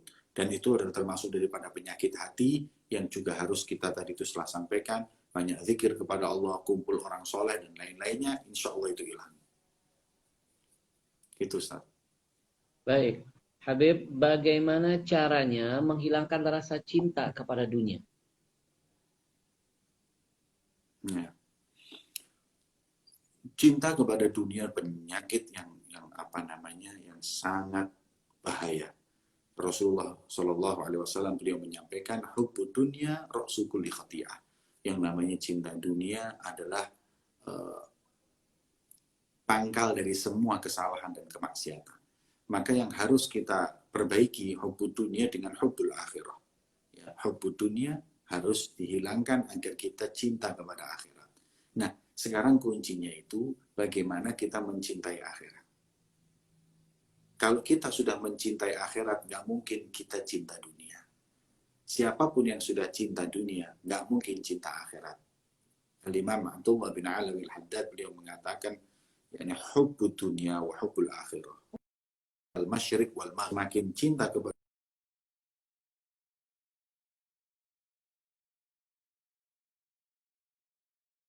jauh daripada dunia. Ini masyriq wal maghrib. Bahkan kata Sayyidina Ali bin Abi Thalib, hubbud dunya wa hubbul akhirah ini kadharrataini. Dharrataini itu kayak istri dua. In turdil akhir tuskhitul akhir. Kalau kau yang namanya cinta istri dua, yang tua kau buat ridho, yang muda dia akan marah. Begitu pula kalau yang muda kau buat rela, yang tua akan marah. Ini ibarat antara dunia dengan akhirat. Jadi nggak akan pernah bisa orang itu cinta dunia dengan cinta akhirat itu sama. Aku cinta dunia tapi cinta akhirat. Bohong. Maka itu cara agar kita nggak cinta dunia adalah cinta akhirat. Nah, sekarang bagaimana menumbuhkan cinta akhirat? Ini urusan keyakinan. Ara'aital ladzi yukadzibu bid-din. Din ada artinya jaza. Tidakkah kau tahu siapa mereka yang mendustakan din, jaza yaitu akhirat? Siapa sih orang yang mendustakan akhirat? Bukan ada yang menerjemahkan yukadzibu bid-din itu mendustai agama. Kalau menurut saya itu ahli tafsir itu disebutkan makna din al-jaza. Al-jaza yaitu hari pembalasan. Siapa orang yang mengingkari hari pembalasan? Ara'aital ladzi yukadzibu bid-din fadzalika alladzi yad'u al-yatim wa la yahuddu 'ala ta'amil miskin. Orang yang nggak mau menyisihkan hartanya untuk anak yatim, nggak mau memberikan hartanya kepada orang-orang miskin, karena mereka menganggap bahwa yang diberikan kepada anak yatim dan anak miskin hilang begitu saja. Makanya yang tidak mau memberikan hartanya, menyisihkan hartanya untuk kebaikan di dunia ini hanyalah orang-orang yang tidak yakin dengan adanya akhirat. Nah, maka itu sekarang kita fokus bagaimana akhirat ini kita mesti yakin. Kalau sudah kita yakinkan akhirat, maka bagaimana kita mencintai akhirat. Ya, kalau sudah mencintai akhirat, dengan otomatisnya kita akan jauh daripada dunia. Hubbud dunya dhamimah min kulli khairin aqimah, kata Imam Abdullah bin Alawi al-Haddad. Sungguh cinta kepada dunia itu hal yang, dan dia adalah mandulnya orang itu dari semua kebaikan. Orang kalau sudah kena hubbud dunia, na'udzubillah, tsumma na'udzubillah. Sekarang gimana caranya kita? Ya kita tahu hubbud dunia itu nggak bagus, bagaimana menumbuhkan hubbul akhirah. Caranya lagi-lagi selalu dekat dengan orang-orang yang cinta kepada Allah, yaitu para aulia wassalihin, dan kemudian hadir di majelis-majelis yang digagas oleh mereka. Hadir haul. Cobalah kita kalau hadir haul itu subhanallah, pulang haul itu dengan nafsu sama dunia. Ya, kita kalau umroh aja, kita kalau umroh ketemu orang soleh, itu pulang itu dengan nafsu lagi dengan dunia. Itu maknanya bahwa mereka adalah orang-orang yang apabila kita dekat dengan mereka, kita pandang, kita cinta mereka, menyebabkan terkikisnya dari hati kita hubbud dunia. Kata jamaahnya Habib Ali bin Muhammad al-Habsyi. Habib Ali bin Muhammad al-Habsyi itu, beliau mengatakan ketika duduk dengan Habib Ali Habsyi, mengatakan, wallahi, demi Allah, ma sya'urna annana fid dunia. Kami ini sudah nggak merasa bahwa kami ini di dunia. Kami ini kayak udah di akhirat. Nggak ingat sama sekali. Kalau sudah datang majelisnya Habib Ali Habsyi, nggak tahu harga bensin, nggak tahu harga beras, nggak tahu harga gula, nggak tahu harga apapun. Adanya cuma akhirat. Li'anna fi majalisihim lan tuzkar dunia. Di majelis mereka nggak ada dunia. Majelis mereka hanya akhirat aja yang diomongin. Buat orang itu rindu kepada akhirat. Makanya saking nikmatnya orang-orang yang hadir di majelisnya Habib Ali bin Muhammad al-Habsyi, sampai di antara mereka ada yang berkata seperti ini. Coba kita bayangkan, mana mungkin keluar kata-kata seperti ini kalau bukan orang yang merasakan kenikmatan hadir di majelis tersebut. Mereka mengatakan, laukana ahlul jannah mithli ma nahnu fihi lakanu fi 'aisyin thayyib. Kalau penghuni surga merasakan nikmatnya di surga seperti duduknya kita dengan Habib Ali Habsyi, ya memang enak itu hidup di surga. Sampai merasa bahwa dirinya ini mungkin hidupnya lebih enak dari surga. Ya. Kenapa? Karena majelis itu membuat kita ingat akhirat. Nah, seperti itu, Ustaz. Masya Allah, Masya Allah, masya'urna innana fid dunya, sampai keluar bahasa itu berarti udah lazah ya, Beb. Nah, Udah betul-betul badannya di dunia, hatinya udah indallah, ya, Masya Allah. Beb, ini ada pertanyaan menarik ya dari Batu, dari Dokter Lailah, Kota Batu. Assalamualaikum, Beb. Al-Afu. Waalaikumsalam. Al-Afu katanya, kalau kita bermimpi wajah calon suami. Sekali lagi, wajah.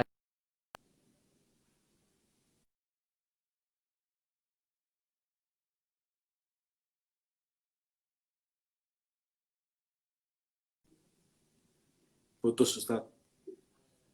Suami katanya, Beb. Tapi calon suami itu mirip sama yang kita idolakan. Pertanda apa itu, Beb? Misalnya yang diidolakan itu seorang Habib dari zuriyah Rasul.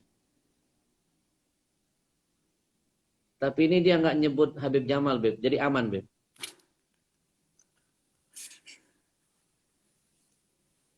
Beb? Iya, iya. Dengar ya, Beb? Dari Batu Ingat, nih, Beb. ingat. Min Masya mahalikum nih, Allah. Beb.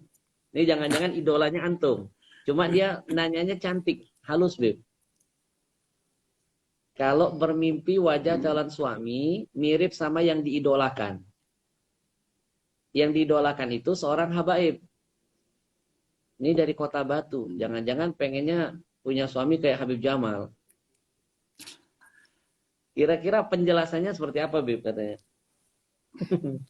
Itu calon suami itu berarti mungkin sudah tunangan kan? Atau Eh, gimana itu? belum, Jadi Bib. Dia belum. Belum. ya, jadi wajahnya mirip calon suaminya.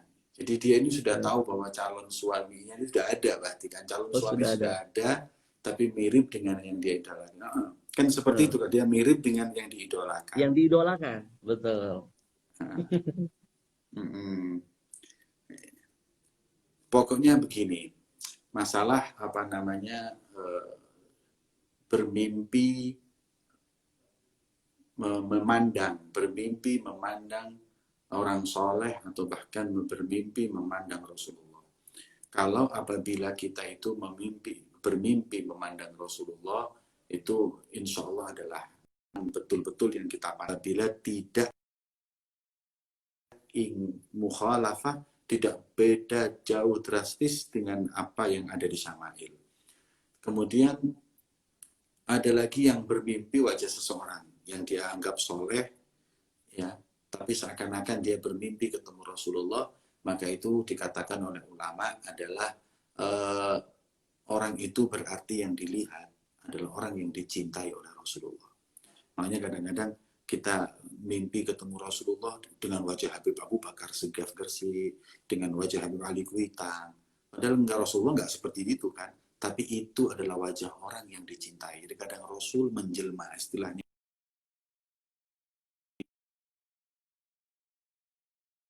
mimpi dengan orang soleh, mungkin hakikatnya adalah dia itu bermimpi berjumpa dengan Rasulullah hanya dengan meminjam wajah orang yang dicintai oleh baginda Muhammad SAW. Mungkin semoga Dokter Laila tadi segera oleh Allah Subhanahu Wa Taala ditemukan seorang laki-laki yang soleh, yang insya Allah segagah dan seganteng Habib Ahmad Al-Habsyi dan sepandai beliau serta sesoleh beliau. Amin ya rabbal alamin. Beb, ini dari Batu yang nanya, bukan dari Oke. Jakarta. Ini kita doakan mudah-mudahan Ukti dapat jodoh yang seperti solehnya Habib Jamal, sepinternya Habib Jamal, dan setawaduknya Habib Jamal.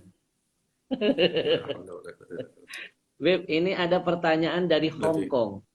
Apa hukumnya memakai minyak wangi ketika hadir di pengajian buat para akhwat? Nah, hukum minyak wangi. Hukum minyak wangi bagi laki-laki itu sunnahnya yang justru yang nampak, itu yang kelihatan. Kemudian kalau perempuan memakai wewangian itu disunahkan yang di dalam saja tapi nggak sampai keluar. Jadi di dalam, ya. Makanya kadang-kadang Ustadz banyak orang yang mengatakan perempuan haram pakai minyak wangi perempuan, akhirnya baunya nggak enak Ustadz. Malah itu membuat orang ilfil atau membuat orang justru nggak suka dengan Islam, nggak suka dengan muslimah yang dianggap kotor dan lain-lain. Jangan. Pakailah wewangian kayak deodoran atau apa agar tidak berbau yang nggak baik yang laki-laki yang lain atau ajanib. Tapi jangan juga memakai minyak wangi yang terlalu wangi. Itu yang dikatakan Rasul SAW. Ayyuma mra'atin itriha inda rijalil ada ajanib fahiya zaniyah. Perempuan manapun yang memakai wewangian untuk memang menarik gairahnya laki-laki, dia pakai minyak itu supaya menarik gairahnya laki-laki. Laki-laki kalau mencium baunya yang begitu wangi akan terus kemudian syahwatnya naik dan lain-lain. Apabila itu dia lakukan, makanya fahiya zaniyah, maka dia itu muta'arridatun lizina, mau menyampakkan dirinya atau mau menjerumuskan dirinya dalam berdosa perzinaan. Na'udzubillah min dzalik. Maka daripada itu perempuan pakai minyak wangi apabila dibau laki-laki jangan, ya, nggak boleh, itu hukumnya haram. Tapi kalau tidak dibau maka hukumnya boleh. Seumpama dia mau pakai wangi di rumahnya tidak dibau kecuali yang mahram nggak masalah, atau di acara perempuan saja nggak masalah. Tapi kalau sudah laki-laki ajanib yang membau itu yang nggak diperbolehkan. Ya, Baik. Beda kalau laki-laki. Gitu, Ustaz. Baik. Habib dari BSD City. Izin bertanya mengenai cara membayar fidyah orang tua yang sudah meninggal dunia. Bagaimana Habib? Fidyahnya apa ini? Sholat, puasa? Membayar fidyah saja dia sebut ini Habib. Nah, fidyah macam-macam. Ada yang fidyahnya sholat, sebagaimana ulama mengatakan kalau orang yang sholat, ya, mungkin pendapat yang paling kuat mengatakan tidak wajib untuk diqadha, dan ada yang mengatakan hanya membayar fidyah, ada yang mengatakan nggak wajib apapun. Nah, fidyah wala qadha. Ya. Adapun mungkin yang dia maksud adalah fidyah puasa. Kalau memang dia itu Oh, sudah fidyah puasa Habib. Barusan dia jawab fidyah puasa. nah, fidyahnya itu puasa. Kalau fidyah puasa, maka wajibnya itu ketika dia sudah, kita wajib fidyahnya membayar 1 mud, yaitu sekitar 0,7 kg, nggak sampai 1 kilo, itu kita keluarkan. Dan mud pengeluarannya adalah setelah dia nggak puasa. Ya, setelah dia nggak puasa baru kita bayar. Ya. Kalau sampai dia meninggal, ambil dari uang warisannya. Kalau uang warisannya,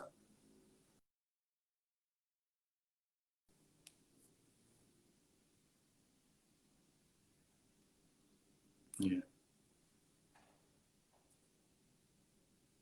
Sudah saya jawab, Ustaz? Ya, Afwan Habib tadi suaranya sempat hilang, terputus. Oh, Boleh kalau Habib yang terakhir tadi diulangi Habib, suaranya hilang tadi. ya, Ambil dari apabila jadi warisannya.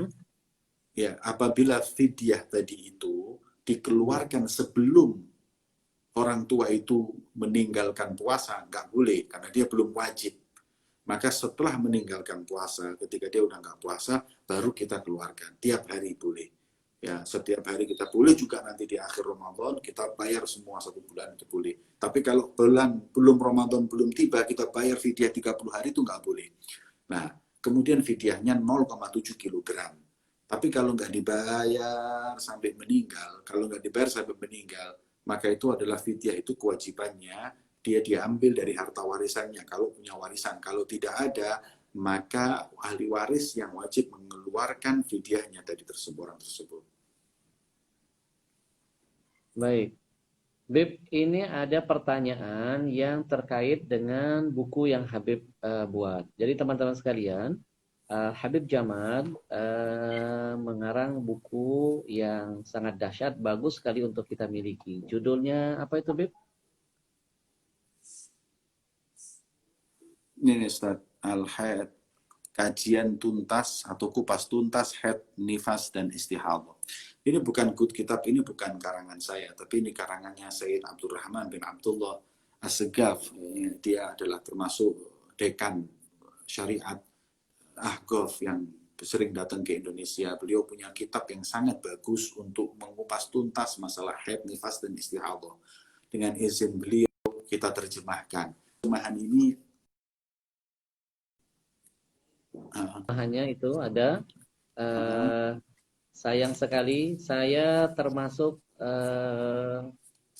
begitu dengar Habib punya kitab itu, kita niatkan, kita beli, dan teman-teman semuanya saatnya yang ingin beli segera DM. Boleh langsung DM ke Habib, atau bisa DM juga ke kita, nanti kita hubungkan dengan Habib. Saya pribadi ingin ngambil berkahnya, dan tadi sempat pesan juga buku dari Habib, insya Allah kita bagi-bagikan. Ini pertanyaannya mirip dengan yang Antum sampaikan dalam buku Habib. Habib, bagaimana caranya wanita yang sedang haid dalam mengamalkan wirid Ratibul Haddad? Kan di wanita sana yang dalam terdapat keadaan ayat-ayat Quran yang harus dibaca. Mohon penjelasannya, Habib. ada 10 hal yang diharamkan untuk para wanita yang haid. Dan diantaranya adalah qiraatul Quran, membaca Al-Quran. Haram hukumnya bagi wanita untuk membaca Al-Quran dan dia dalam keadaan haid ataupun nifas. Akan tetapi, ada beberapa hal yang diperbolehkan oleh ulama bagi wanita yang haid dalam membaca Al-Quran. Pertama, apabila melakukannya litahafud. Tahafud itu adalah untuk membaca, untuk menghafalkan Al-Quran. Jadi niatnya jangan membaca Quran, tapi untuk hafalan Al-Quran supaya dia nggak hilang, karena sebagian perempuan kesian haidnya bisa 10 hari 12 hari, kadang gara-gara haid yang kepanjangan akhirnya dia lupa lagi itu Quran, nggak bisa. Maka sebagian ulama mengatakan litahafud boleh, untuk hafalan Al-Quran boleh, jangan, nggak usah pakai sentuh, tapi hanya untuk mengulangi memori Al-Quran itu boleh. Itu pun sebagian ulama afdolnya ditinggalkan, kalau memang haidnya lumrah 7 hari gitu ya nggak perlu lah. Kemudian yang kedua, litahassun. Nah ini jawabannya. Litahassun adalah terus wirdul kabir, wirdul saghir, dan lain-lain. Ini semuanya adalah tahassun, penjagaan. Ulama mengatakan perempuan yang haid boleh membaca wirid dan ratib ini walaupun ada sebagian ayat-ayat Al-Quran di sana. Seperti ayat kursi, muawwidhatain, kemudian al-ikhlas, dan lain-lainnya. Boleh dibaca. Jangan diniatin murni Quran, tapi niatkan untuk tahasun. Boleh, Ustaz.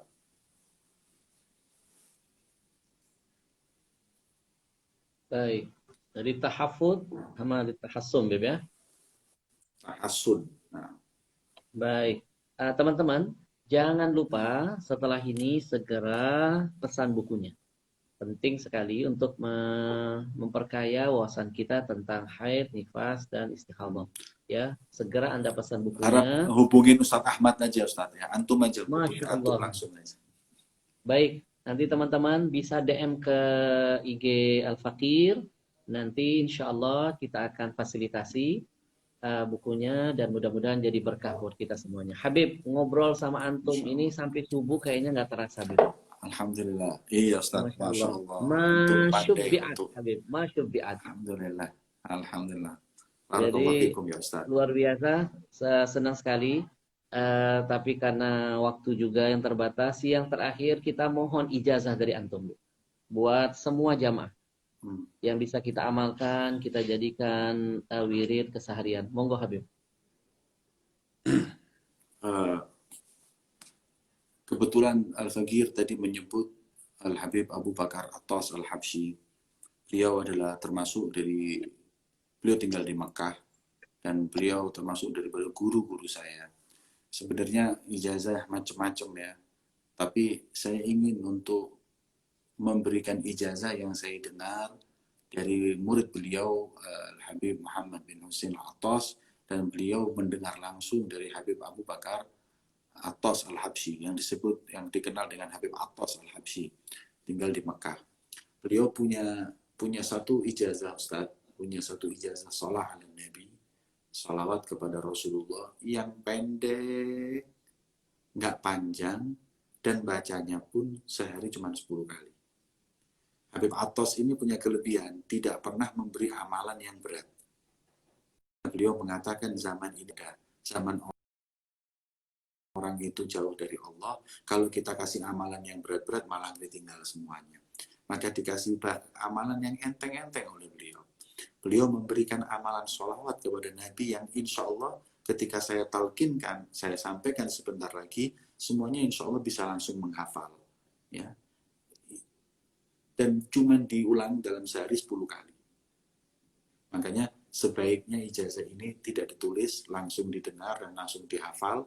Insya Allah kata beliau, man wadaba alaiha, ala sirra ala nabi ini, barang siapa yang istiqomah melaksanakannya, insya Allah diberi kelancaran rizkinya oleh Allah. Nah, ini kita yang sekarang ini dalam keadaan seperti ini, kita bisa hanya berharap kepada Allah yang maha memberi rizki kepada hambanya untuk mengucurkan rizkinya kepada kita. Amalannya singkat ya Ustaz, saya sampaikan nanti pelan-pelan saya talkin, saya ulang-ulang, dan barang siapa yang mengamalkan sehari 10 kali, insya Allah rezekinya oleh Allah dimudahkan.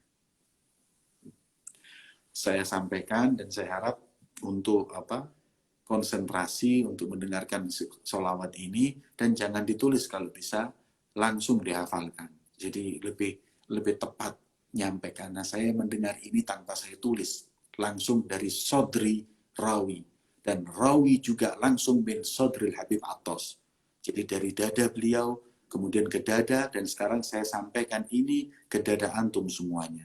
Saya nggak menyampaikan ke kertas, tapi menyampaikan ke dada antum semuanya. Sirah mudah sekali, yang saya ulang-ulang insya Allah agar kalian cepat untuk menghafalkannya. Bismillahirrahmanirrahim. Fokus kita sampaikan. Allahumma sholli wa sallim ala sayyidina Muhammadin karimil abai wal ummahat.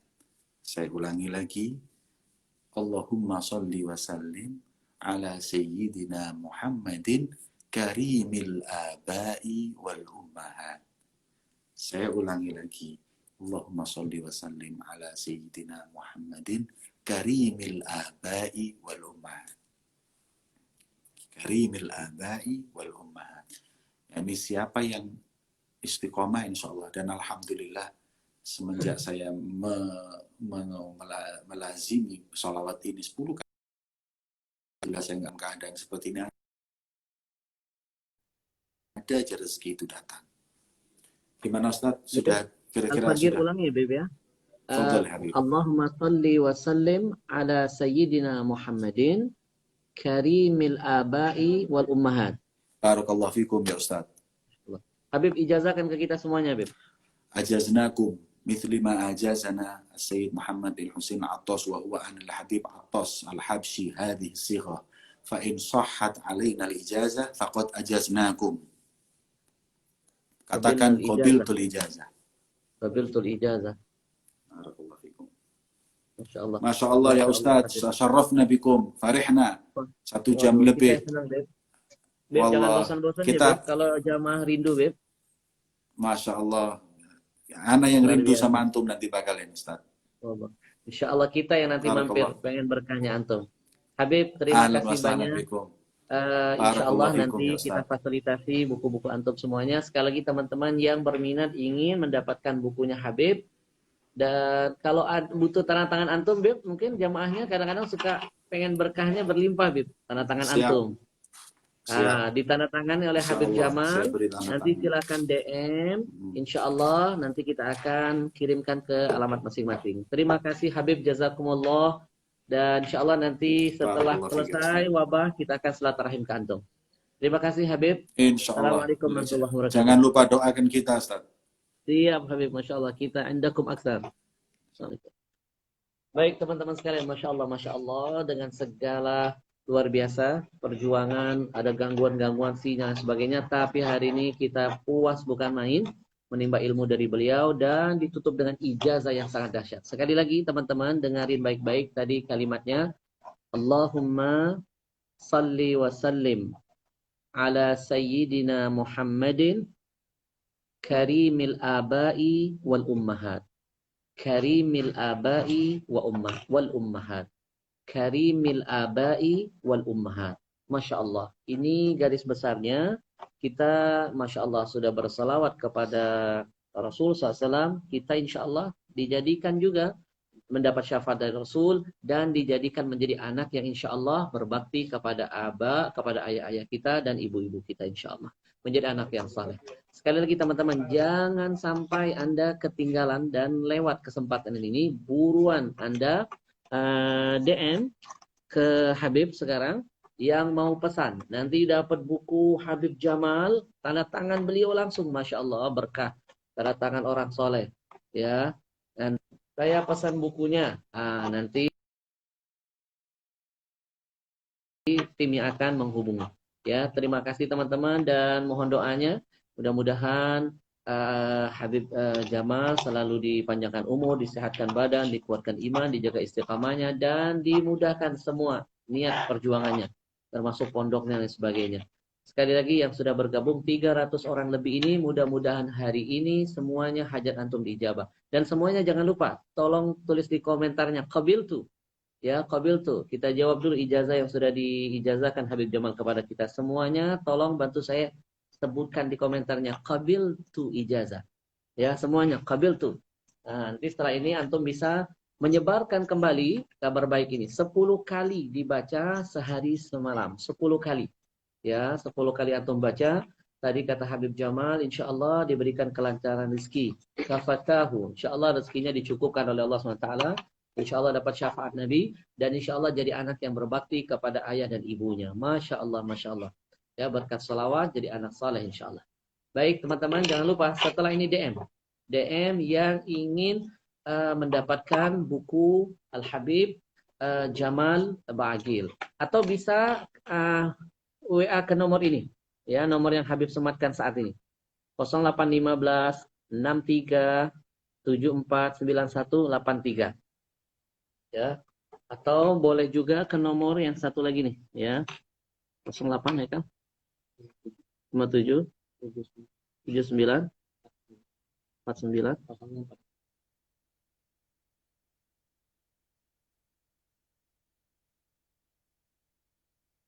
enggak ada. 0857 79 49. Baik, atau ke nomor ini nih, biar gampang ingatnya. 0857 7949 kosongnya 4 kali. Silakan WA ke nomor ini. Habib, saya pesan bukunya Habib Jamal. Ya, insya Allah beliau akan tanda tangani langsung. Terima kasih sekali lagi. Dan besok jangan kemana-mana. Kita akan terus hadirkan guru-guru kita yang lain. Kita ambil berkahnya, kita ambil ilmunya, kita ambil manfaatnya. Dan kita gali ijazahnya. Ya, terima kasih semuanya. Dan jangan lupa, apapun makanannya, minumannya harus ajwa. Ajwa. Doain biar ajwa berkah. Ya, doakan ajwa. Istirahatkan minumanmu, beralihlah ke ajwa. Yang hadir saat ini, jihad bersama ajwa untuk Palestina, untuk dakwah, mau jadi agen di wilayah masing-masing, ya bisa juga DM atau langsung WA ke nomor yang Habib sematkan. Habib, saya pengen jadi agen ajwa di kampung saya, di wilayah saya. Nanti akan dikirimkan video demonya air ajwa lewat WA. Betapa airnya sangat dahsyat sekali. Punya 3 misi. Satu misi kesehatan, karena kandungannya didapatkan dari hasil menyelidiki Zam-Zam. Yang kedua, ajwa ini membawa pesan tentang keberkahan. Karena ajwa ini dikhatamkan Quran dan produksinya didengarkan Quran. Pasti ada berkahnya. Dan yang ketiga, ada pesan jihadnya. Jihadnya apa? Yang beli ajwa, insya Allah untungnya buat dakwah. Ada nilai jihadnya. Kemudian dikirim juga untungnya buat Palestina. Ada nilai jihadnya. Dan yang paling dahsyat, jihad kita diajarkan lewat ajwa untuk jihad dari minuman non-muslim, minuman milik Yahudi, beralih ke minuman milik orang kita sendiri. Jadi berkah insya Allah.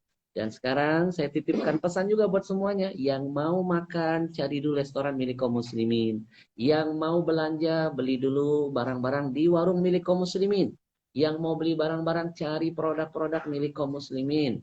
Kalau di Jawa itu ada Dalwah Water, ada Ustaz Harifin punya Al-Zikro, Buya Yahya punya Al-Bahja. Selama itu merek milik kaum muslimin, antum beli, antum syiarkan, antum bikin laris dan laku. Kenapa? Kalau pedagang muslim kaya, zakatnya nambah, sedekahnya meningkat, syiar agamanya semarak dilakukan di mana-mana.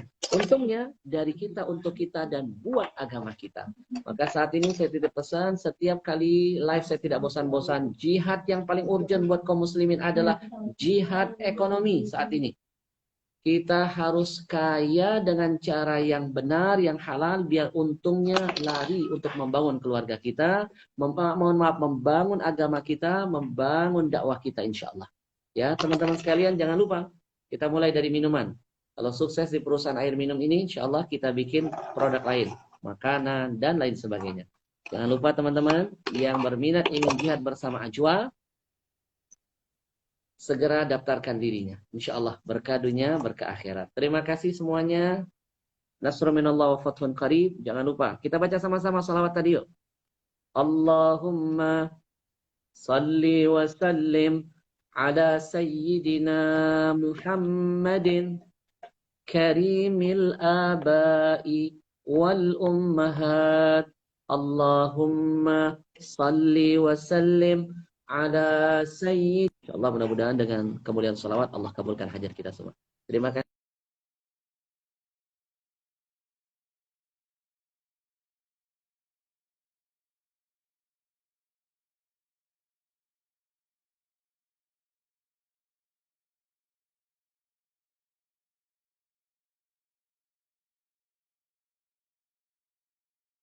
Teman-teman yang mau tanya harga ajwa dan keterangan lainnya termasuk buku silakan DM atau WA ke nomor yang disematkan. Assalamualaikum warahmatullahi wabarakatuh.